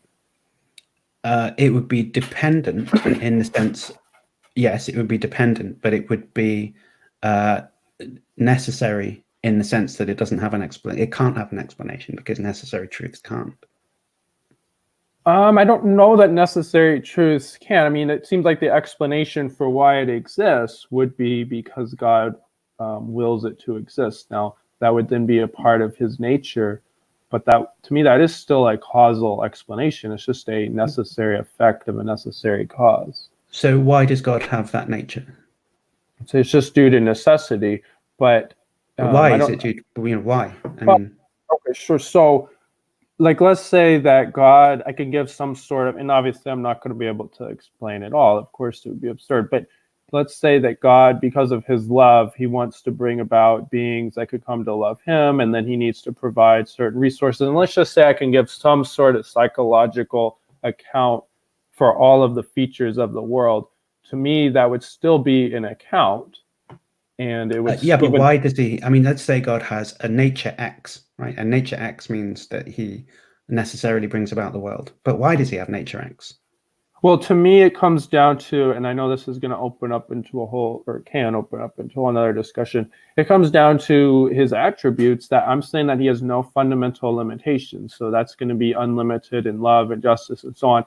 And that those fundamental attributes are going to manifest into other certain considerations, and that's going to end up producing our world. So I don't actually think that the aspects of our world are totally necessary, but even if they were, I don't see, to me, this argument ends up seeming like maybe I'm missing it, but it seems like it's arguing that, well, if God necessarily has to will our world, then our world's not contingent. Well, okay, but then why isn't it still explained causally by God's psychology? And then you could say, well, hold on, why is God's psychology that way? But then why can't that be explained as a necessary aspect of his psychology. Like, a perfect being would he prefers the most perfect kinds of things, and these are the most perfect kinds of things. And yeah, okay, well, let's say that he has that psychology, right? Let's say it's a necessary truth about God that he's perfect, and the perfect things desire this exact world to exist, right? Even though it doesn't seem very perfect, but let's just grant all of that, right? And let's just say, well, it could, on that view, then at some point the explanation grounds out in you saying God has nature X, whatever that is, perfection, loving desire for a relationship, whatever it doesn't matter what it is, right? It's just at some point you say, well, that's the ground level under which the explanation stops, because it's just a necessary truth that that's what God's like, that he's perfect, or that he's, supreme being or something. Whatever it is, you have to at some point stop explaining things and just say, well, that's necessary, and that necessary truth, whatever the ground level is, doesn't itself have a further, because we have to distinguish this from the never-ending sequence of explanation, right? You're saying that at some point it does stop in a necessary truth, right? I don't care what it is, right? It doesn't matter for this purpose of this argument. A set of what necessary truths. Sure, yes. Whatever. It grounds out in a point where it stops, right? And then all I'm saying is that if it's necessary, right, that P, whatever that is, that proposition, it's necessary that P, and P implies Q, right? Then the K axiom in modal logic, the one that's true in all normal modal systems, right? It's true in S5, for instance, the one that characterizes metaphysical modality, but all, it's the most basic principle of alethic modality. That just says, if P is necessary, and it's true that if P then Q is necessary. So it just follows as a basic truth of modal logic that if whatever God's nature is, if it's necessary, and him having it implies that he's going to make the world, then it makes the world necessary. That's it. It's just straight black and white. Couldn't be simpler. So no, I agree. Right, I agree that game over. Then it just makes the world necessary. No, I don't agree that it's game over, because remember that, and that's why I've called it the sustaining cause argument, because even if we grant that there's not contingency, the universe under this explanation that's being offered would still be dependent. It would still be caused. So that's why I defined contingent the way that I had at the beginning. So a contingent thing is something that could have been otherwise, or something that's caused. So even if the universe could not have been otherwise if it's caused, it could have been otherwise if it was uncaused, except it can't be uncaused, given the consistent causal framework, if that's accepted. Thereby, even if the universe is necessitated, it would still be a caused being, because it has fundamental limitations. And because fundamental limitations are either brute or they're caused, because the only way they could be necessitated, I'm arguing, is by a necessary being. And you could ask, well, why does a necessary being have that nature? And I'm arguing that it's necessary that that being have that nature, but it couldn't be necessary that the universe have the nature that it has in an uncaused fashion. It only could have a necessary nature, a cause necessary nature. I don't think there's a contradiction in saying a necessary thing can be caused when we're talking about something that's modal. Now, I know I did say at the beginning a necessary thing has to lack a cause. I would need to re-clarify there. But under this view, we've redefined the terms a little bit. I think that's compatible to say a necessary thing could have a cause, but it wouldn't be modally necessary. I think that you're... it would be dependent. See, we may need to redefine terms, but I hope... That, right? You shouldn't run these things, because it's necessary in the sense that philosophers mean metaphysically necessary, right? Universally regarded that S5 characterizes metaphysical necessity. So from P being necessary and P implying Q being necessary is a statement about metaphysical modality, right? And then when you introduce your terms, right, then your introduction of contingency meant either caused or chancy, right? And then you're going to end up saying, well, if God causes the world to exist, and that's a necessary fact, then the world is necessary in that sense that the philosophers use the word, but it's also contingent on the sense that you use the word. So it's both necessary and contingent. And now that would be a contradiction if those terms were both being used in the same way. But because you're just using the same word but using it in a different way, it just confuses things, right? It's not helpful to introduce a word that then makes it look like there's a contradiction, when the only way to spell that out where it's not a contradiction is to disambiguate the word, right? So I would just advise, from a sort of strategic point of view, rewriting the argument, to not call that term contingency, because it's just not what the concept of contingency is in philosophy. You sort of Frankenstein monstered contingency and causality together and called that contingency, and that's just sort of brutalized the delicate flower of contingency as it's used in philosophy, right? So that's what makes it difficult to follow the argument, and I think that you don't really need that. Ultimately, you're saying, look, if the world is modally necessary, it could still be dependent on God's cause, right? Okay, fine. So remember, right at the beginning, I said a determinist would say that everything is dependent on previous causes, but also necessary. Like, that's a view, that's necessitarianism or determinism, fatalism or whatever, right? That's fine. That's a view. You can have that. Now, the only issue, remember, the problem with that was just that we started the contingency argument with the observation that contingent things have explanation, right? Like, why is there water in this glass, right? Whereas necessary truths don't. Why is 4 divisible by 2 doesn't really have an explanation. It just is, right? But you're saying now that calling attention to the dependency of one necessary effect to its cause is a type of explanation, and that's okay. So, but if that's the case, then we're scrapping the original observation that started it by saying, well, there are necessary truths that have explanations. Some of them do, right? And they're explained by their causal origins or whatever. And I mean, okay, then we're just using the word explanation in a different way, right? And so we have to, and it's another equivocation, it seems to me, that needs to be pulled apart. You've changed the meaning of the word explanation at the end to mean causal explanation.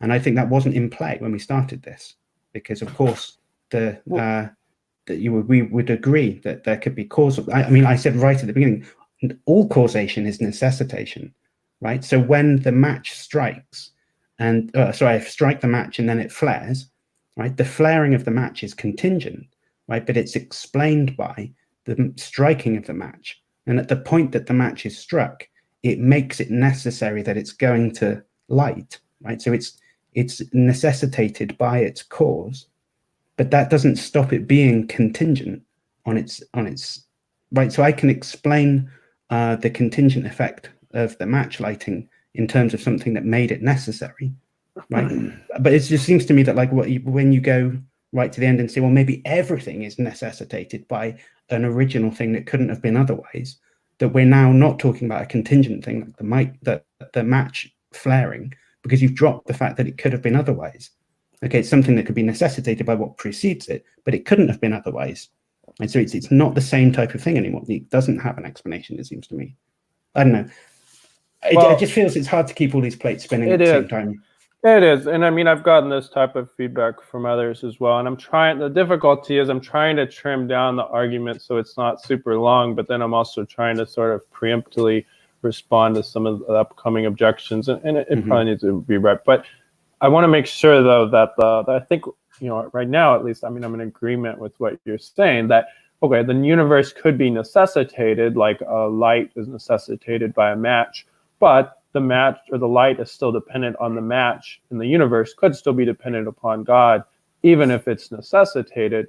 And then in that sense, I would say, if the universe is necessitated, then it's not contingent in the modal sense. It's it would be dependent, if we want to say so. Of course, sometimes contingent's used that way, but we're not using it that way to be consistent. So it would be dependent, but not contingent. And then it would still, though, be, and I don't know what, and this is where I wasn't sure, like, because I know you were talking about the word explain. So to me, God would still explain the existence of the universe. It just, because I know you made a point about causality, but are you okay with saying under that scenario, God explains the existence of the universe? Well, I think it does, right? But I think the problematic about it, right? So because and to me the detail of exactly what the explanation is doesn't really matter, but terminates in a necessary fact, right? For one, it's not clear. So let's try and put my ducks in order here. So so it's not clear why. So yeah, of course, if I said, so let's compare the hypotheses, right? So on the one hand, let's say all of the effects trace back to God's original creative act or whatever, and that act was itself a product of a necessary nature that he had. It couldn't have been otherwise. Now there is some explanation in there, but let's say I trace all of, let's just say I go, well, the existence of the universe is necessary because there was an original singularity that was necessary itself, and everything stems from that. There's no God. It just happens that there was a necessary beginning. It just came and just started, but that wasn't contingent. It was necessary. Well, that does the same type of explanation I'm willing to grant yours does, because I mean it kind of does, right? Trace everything back to this initial singularity. Like why the cup? Because ultimately the singularity. Why the microphone? Because ultimately the singularity, right? Provides that type of explanation. Just that's why the cup and that's why the microphone, right? But I mean, you can ground everything in a necessary truth, but then I think that there's kind of second order question that you say, well, why was it a singularity rather than God? Or why was it God rather than the singularity? Why wasn't it anything? It sort of feels like you can just speculate that any fact is a fact if you want to. And then at that point you're just sort of saying there are no further explanations. Either part, again, it doesn't seem like a symmetry breaker, and B, it's inherently intellectual to say that, like, we don't want there to be just ground level metaphysically necessary truths that we can't know anything more about. Like, it could be metaphysically necessary that, I don't know, the proton is the smallest piece of matter or something, but it would be annoying. Like, it would be intellectually annoying if that was the case. You'd kind of want there to be a deeper understanding of things, of why the proton is like that. Right? Then, like, there's some further explanation. I mean, I don't know.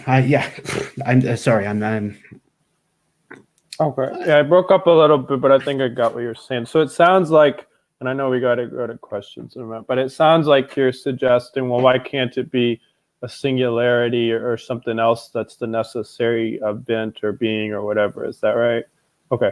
So just at random. I mean, I just picked that up. Yeah, right. So yeah, and that's, of course, yeah, that's an objection that gets made. Like, why is it God and not something else? So, and maybe probably don't have time to hash this out, but this is where it comes down to that point I was making about fundamental limitations. So I see any fundamental limitation as being modal unless there is, so yeah, any fundamental limitation is modal unless it's necessitated by a cause. Like if we're to say, well, the universe has fundamental limitations, but it's necessitated by God, well, okay, it would be necessary, but if it wasn't necessitated by God, that would be modal. So if God is not necessitated by or whatever the necessary being is or thing or event is not necessitated by something else, then I'm going to say, well, what is that thing like? And I'm going to say it can't have fundamental limitations in its properties. And I'm going to say that then cashes out or results in a being with the attributes of God. Well, so that's why I would object to this singularity view. So it doesn't seem to me there's any reason why necessarily existing things can't have limitations. I mean, for instance, you might say that, so what candidates for necessarily existing things are there apart from God? I mean, you might say that propositions are necessarily existing things, or possible worlds, or properties, or abstract objects, or numbers, or laws of logic, or whatever. Now, I mean, take the number 7. Is the number 7 limited? And kind of, right? It's not higher than it is. It's a finite number. I mean, it's almost paradigmatically finite is limited, right? So of course the number 7 is limited, if anything is. because it's not infinitely large. It's an integer. But I mean, it's necessarily what it is, right? It's necessarily odd. It's necessarily a prime number. If it exists, it necessarily exists. I just don't see that the only, the key to being necessarily existing. Or, I mean, take all these other examples of things, like the property of being powerful or whatever was one of these properties you said was sort of fundamental or whatever. That is limited, right? And the power isn't humility or being a piece of cheese, right? It's lots of things, but it's also, there's loads of things that it isn't. So it has a limit. And it just seems to me that's got nothing to do with whether or not it's necessary. So I mean, I can understand the kind of intuitive appeal of saying if something was unnecessary, then, if something was unlimited, then it would be necessary. But I don't think it works in the other direction, right? That unless something is unlimited, it wouldn't be necessary. That doesn't seem right to me at all. Okay, but the examples that you raised, so the counter examples of limited things that are necessary, like the number 7, I mean, now we're getting into abstract concepts. Like I don't think the number 7 actually exists. Like it's a concept. So when I'm talking then about, I don't think God actually exists. right, but okay, but we're dealing with the hypothesis of a concrete necessary thing, and I don't think an abstract necessary thing can be the necessary cause. So that's where I would say an abstract thing, and in my view, is an abstract thing just is out. That's why I said that I'm not talking about abstract things. So I've heard that type of objection, and I'm really not satisfied with appealing to abstract things. Now, properties, of course, I think that God and other beings have properties, but I don't think that they exist on their own in this Platonic sense. So I feel like the examples raised are of abstractions and not things that are candidates of causally necessary things. Well, I mean, that's fair enough. But so you can just say that you don't believe that any of those are examples of things that exist. But of course, it's not part of, I mean, it wouldn't be, it seems to me it wouldn't be part of the reason for thinking that they don't exist. So you can't, so if I said, imagine I was a player, number 7 does exist, right? It's an abstract object, but that makes it one of the things that exists is the number 7. It doesn't exist. But it's a thing that exists anyway, and its existence is necessary. And then you said to me, well, it can't exist because it's not unlimited, right? I mean, that doesn't seem like a good argument. I mean, like, why would a Platonist go? Why would a Platonist believe you there and think, well, yeah, of course, the number 7. Well, I'm such an idiot. It's limited. I guess I better give up Platonism. I mean, I'm not seeing the connection between those two things, right? They're just going to deny that principle and say, yeah, there are limited, necessarily existing things. The number 7, for instance, and that feels like a bit of a stalemate. So, I mean, although you don't think that it exists, that's not part of the reason why you don't think it exists. That's what I'm saying. You just think that it doesn't exist anyway. So fortunately for you, you don't believe in numbers or abstract objects, and that's kind of handy. But it's not like because of this principle that you were talking about. But I feel like we can just keep talking.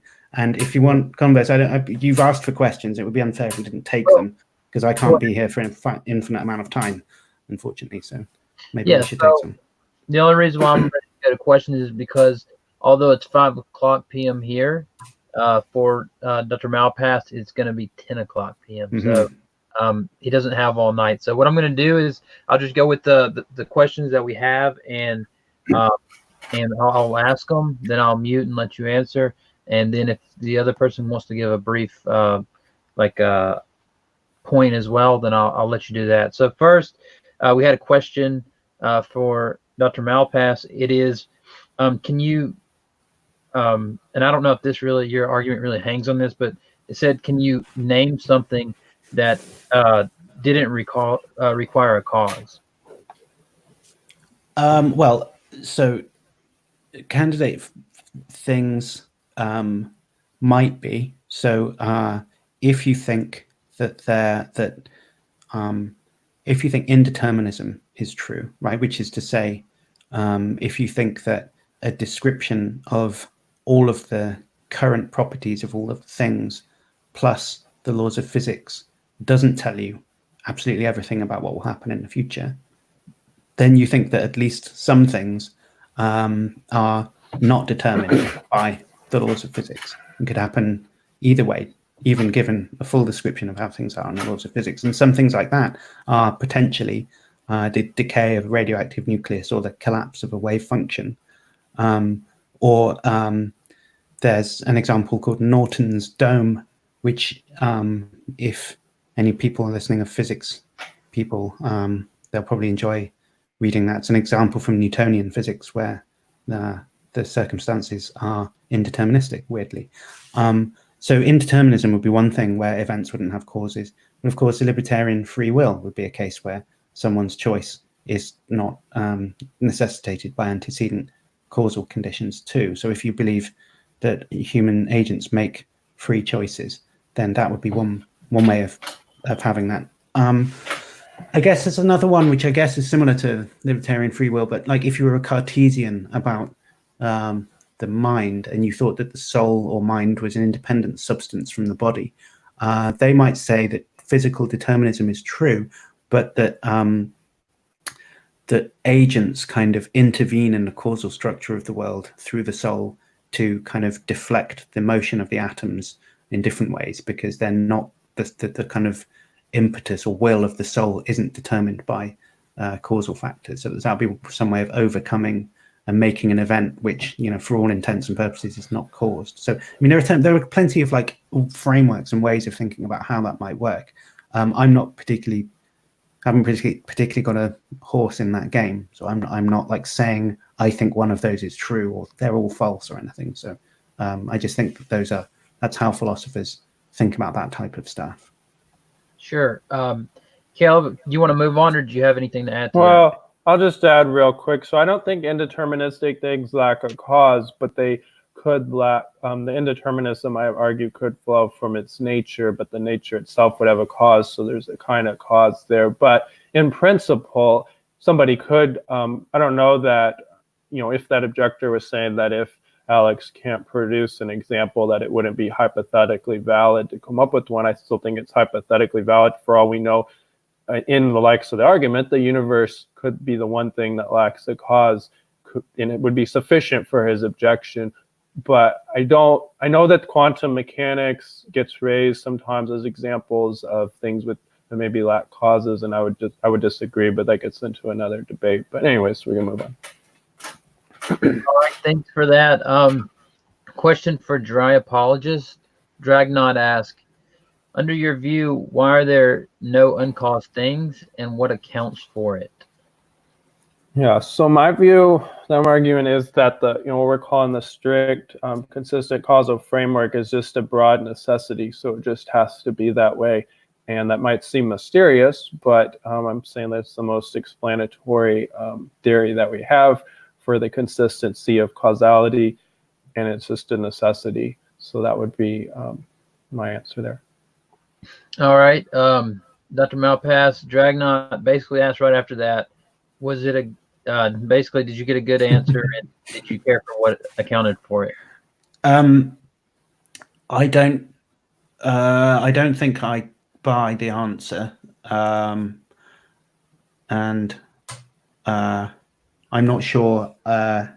So it feels to me like the answer is either something along the lines of saying that the reason that there are no causal things, that there are no uncaused contingent things, is explained by the very principle that there are no uncaused contingent things, which seems to me it's not so much that it's circular that it's problematic, but it's just that it's not addressing the question directly, or that the appeal ends up being that that Caleb finds it just less mysterious, and that's just a fact about his psychology that I don't share.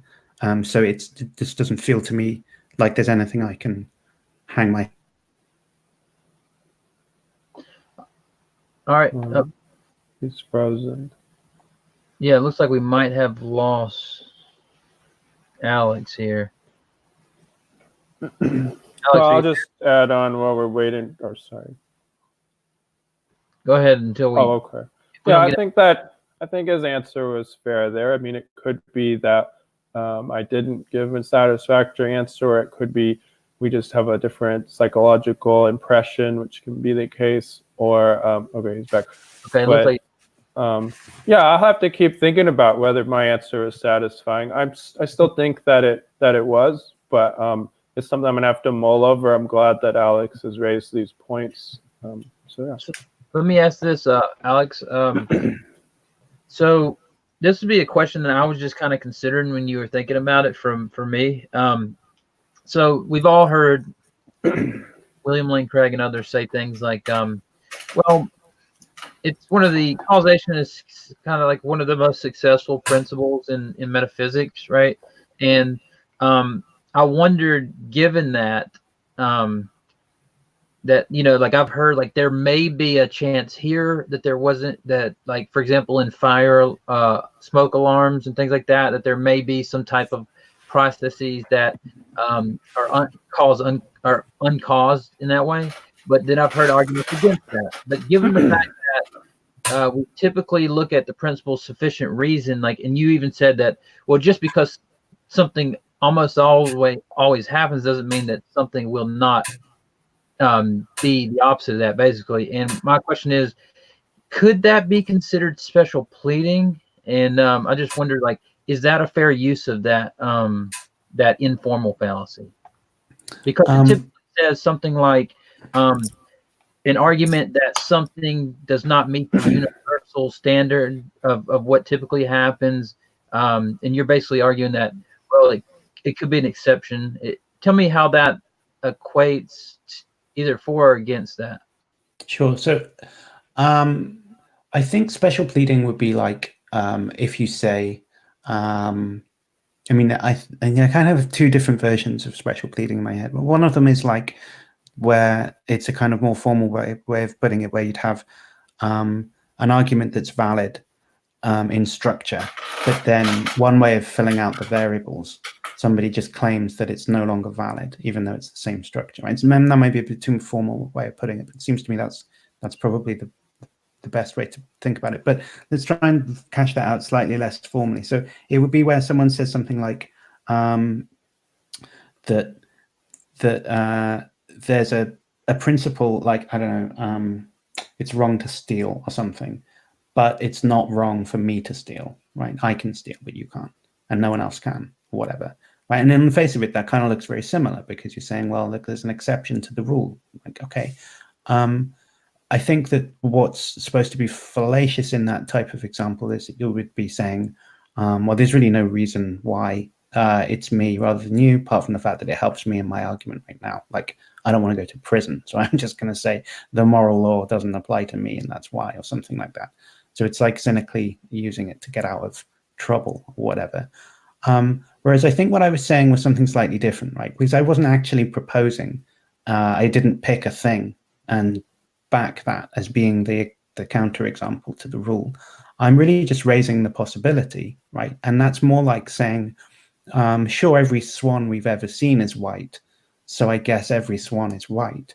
And just really saying, well, I mean, it's still true that that data would still be explained in just the same way if there was a currently unobserved black swan somewhere, right? I mean, just because all of the swans you've seen are white doesn't mean that they are. And if we're talking about hypotheses explaining all of the things we've seen, both the hypothesis that they're all white and the hypothesis that most of them are white would explain what we've seen, right? And there's obviously nothing fallacious about that. I mean, it could be true, right? Every time you try and generalize off your observations to say all the things I've seen are like this, therefore everything like that is like this, you're running a risk there that there's an exception. And so what Caleb was trying to do was motivate the idea that that generalization was veridical or truth preserving in this instance. And I was running a kind of parallel strategy of saying, for whatever reason you have to justify the universal version of that claim being true, I can kind of construct a parallel version of that that justifies in the same way the more modest non-universal version of that principle being true. And I was trying to see if there was a point where I couldn't make a parallel structure next to his, right? If there was a symmetry breaker, something he could appeal to that I couldn't. And it seemed to me that every time there was an attempt to provide a symmetry breaker, it was something that was like unsatisfying, like applying the principle to itself or appealing to an aesthetic of mystery or whatever, which doesn't seem to me a relevant symmetry breaker. So that was the strategy it was going. So I don't think it would be fair. I mean, I'll hold my hand up if I thought that I was. I mean, I do often make mistakes, and I'm not. I mean, I don't care, right? It doesn't matter to me one way or the other. But I just don't think that was cherry picking or damn it, I've forgotten the special pleading. Yeah, I just don't think that's what it was. I think it was a slightly different thing. Although I can see the similarity. It looks like that, but yeah. All right. Well, we got one more question. Caleb, did you need to say anything about that, or you want to take the last question?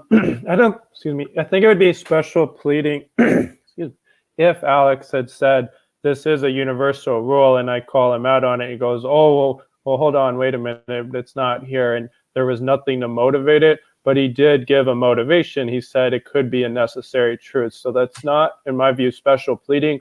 What I worry, though, is, and what I'm going to need to keep thinking about is, does it, though, broadly collapse? Is the only way to make his view plausible is to implicitly appeal to my view. And that's kind of where we left off. It's something I'm going to have to keep thinking about. I feel like it may, but I could be wrong. So. All right, great. So I guess the last thing is I just wanted to ask Alex, what is the significance of the agreeing on definitions? And the reason why I ask that is because, like, I've noticed in a lot of my discussions that the definitions are like what make everything, but when you go into definitions, people go, "Oh, we're back into definitions again." So I guess to like give you a couple examples, it seems that like one of my friends, Ask Yourself, which I had on the other night, he said he would define morality, for example, and we don't go into the morality argument, but he would define it as something like, because he takes a subjective view, that it's something like an alignment with your preference, where, like, let's say Tom Jump, who you've also had a talk with, he says that morality means something like imposition of will. And then I would, theists typically point to some objective standard of, God's nature or something like this. So I guess morality is going to change, right, to base on your definition. And just one more example here is like Tom Jump and myself had a definition, a debate on the definition of atheism, where I pointed to Paul Draper's article in the Stanford Encyclopedia of Philosophy, for example. And then he had a stipulative definition, and we kind of talked that out, and the more I started thinking about it, the more I thought, well, I mean, it really is a starting point, right? Because when I'm thinking about what you guys are saying about contingency, but I'm just wondering, would that make a big difference if would you just accept a stipulative definition and work from there? Or do you need to start with like what the philosopher's definition of contingency is? Does that matter? I mean, there's nothing. I mean, on one hand, you can define anything as anything, right? It's completely up to you how you define stuff. So, and it doesn't really make sense to say that someone's wrong if they define something a different way, right? It's not really like anything you can measure a definition against. And there are closely related ideas that are similar to definition that are not quite the same thing as definition. And I mean, when you really start thinking about it, it's quite hard to define a definition to like state exactly what we mean by that applies in every case or whatever. And there's a really super hard paper by Kit Fine about that. I can't remember the name of it off the top of my head, but so I mean, generally speaking, when what we want to try and do is identify things where it's so if you say something like a definition of like a bachelor is an unmarried man or something, right? Like what you're saying is that everything that's a bachelor is a married man, and there's nothing that's not a bachelor that's also not a married man, as you want to like line up the two classes and show that they have exactly the same members, right? And they overlap perfectly. And that normally does enough. Oh geez, we can get off on a big rabbit trail about that, but like when it comes to setting up these terms, just to make this simple, right? It helps to learn the philosopher's dictionary, right? Part of the reason for that is that there's a big conversation that's going on, and it's been going on for thousands of years, and it's in some ways cumulative, right? It's not cumulative in the sense of like the way scientific progress is cumulative, but it's cooperative, right? And it's communal, and it helps if you know what the way that the terms are being used, right? They're delicate instruments, and they make often fine distinctions that are razor sharp, right?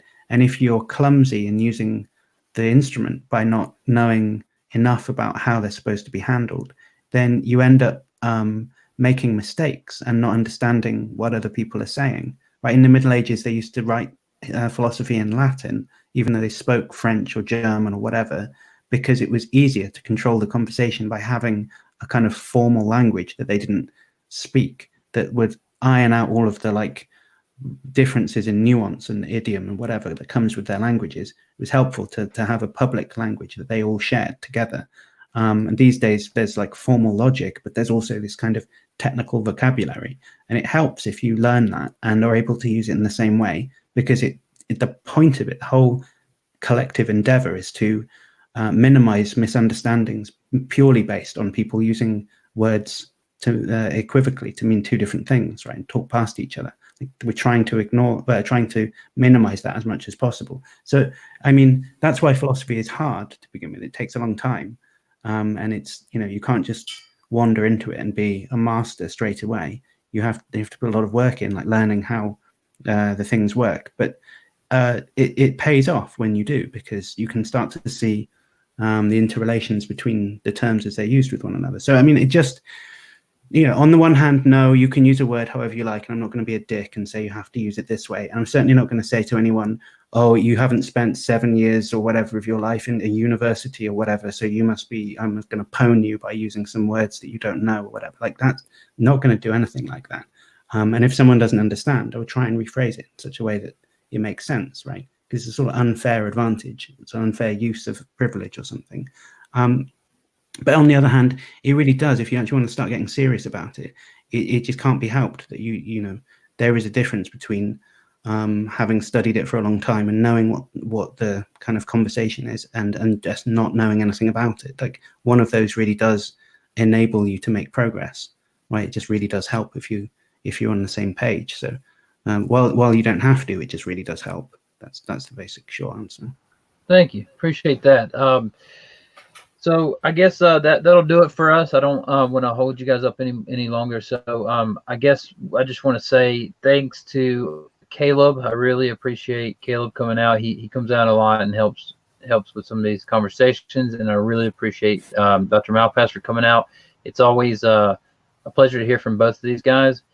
There's typically a lot of arguments in these types of conversations, and I don't mean arguments as in a syllogism, right?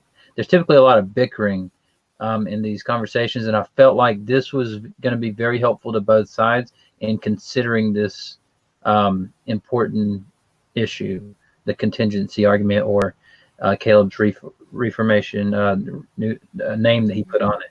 And I thought that both sides did really well and taught me a lot. So if you're watching this now, or if you're watching it after the fact, make sure to like this video, see the description for each of the contenders' YouTube channels. I know Alex has a YouTube channel, but he had another one that I was unfamiliar with that I'm definitely going to check out now. And so and then also, if there's anything that you guys want to see in the future from either of these guys, just let me know in the comments or send me an email, and we'll see if we can't work that out. So guys, thanks so much for that. Anything else to add before we take off? No, thanks for having me. All right. Yeah, thanks very much. Yes, sir.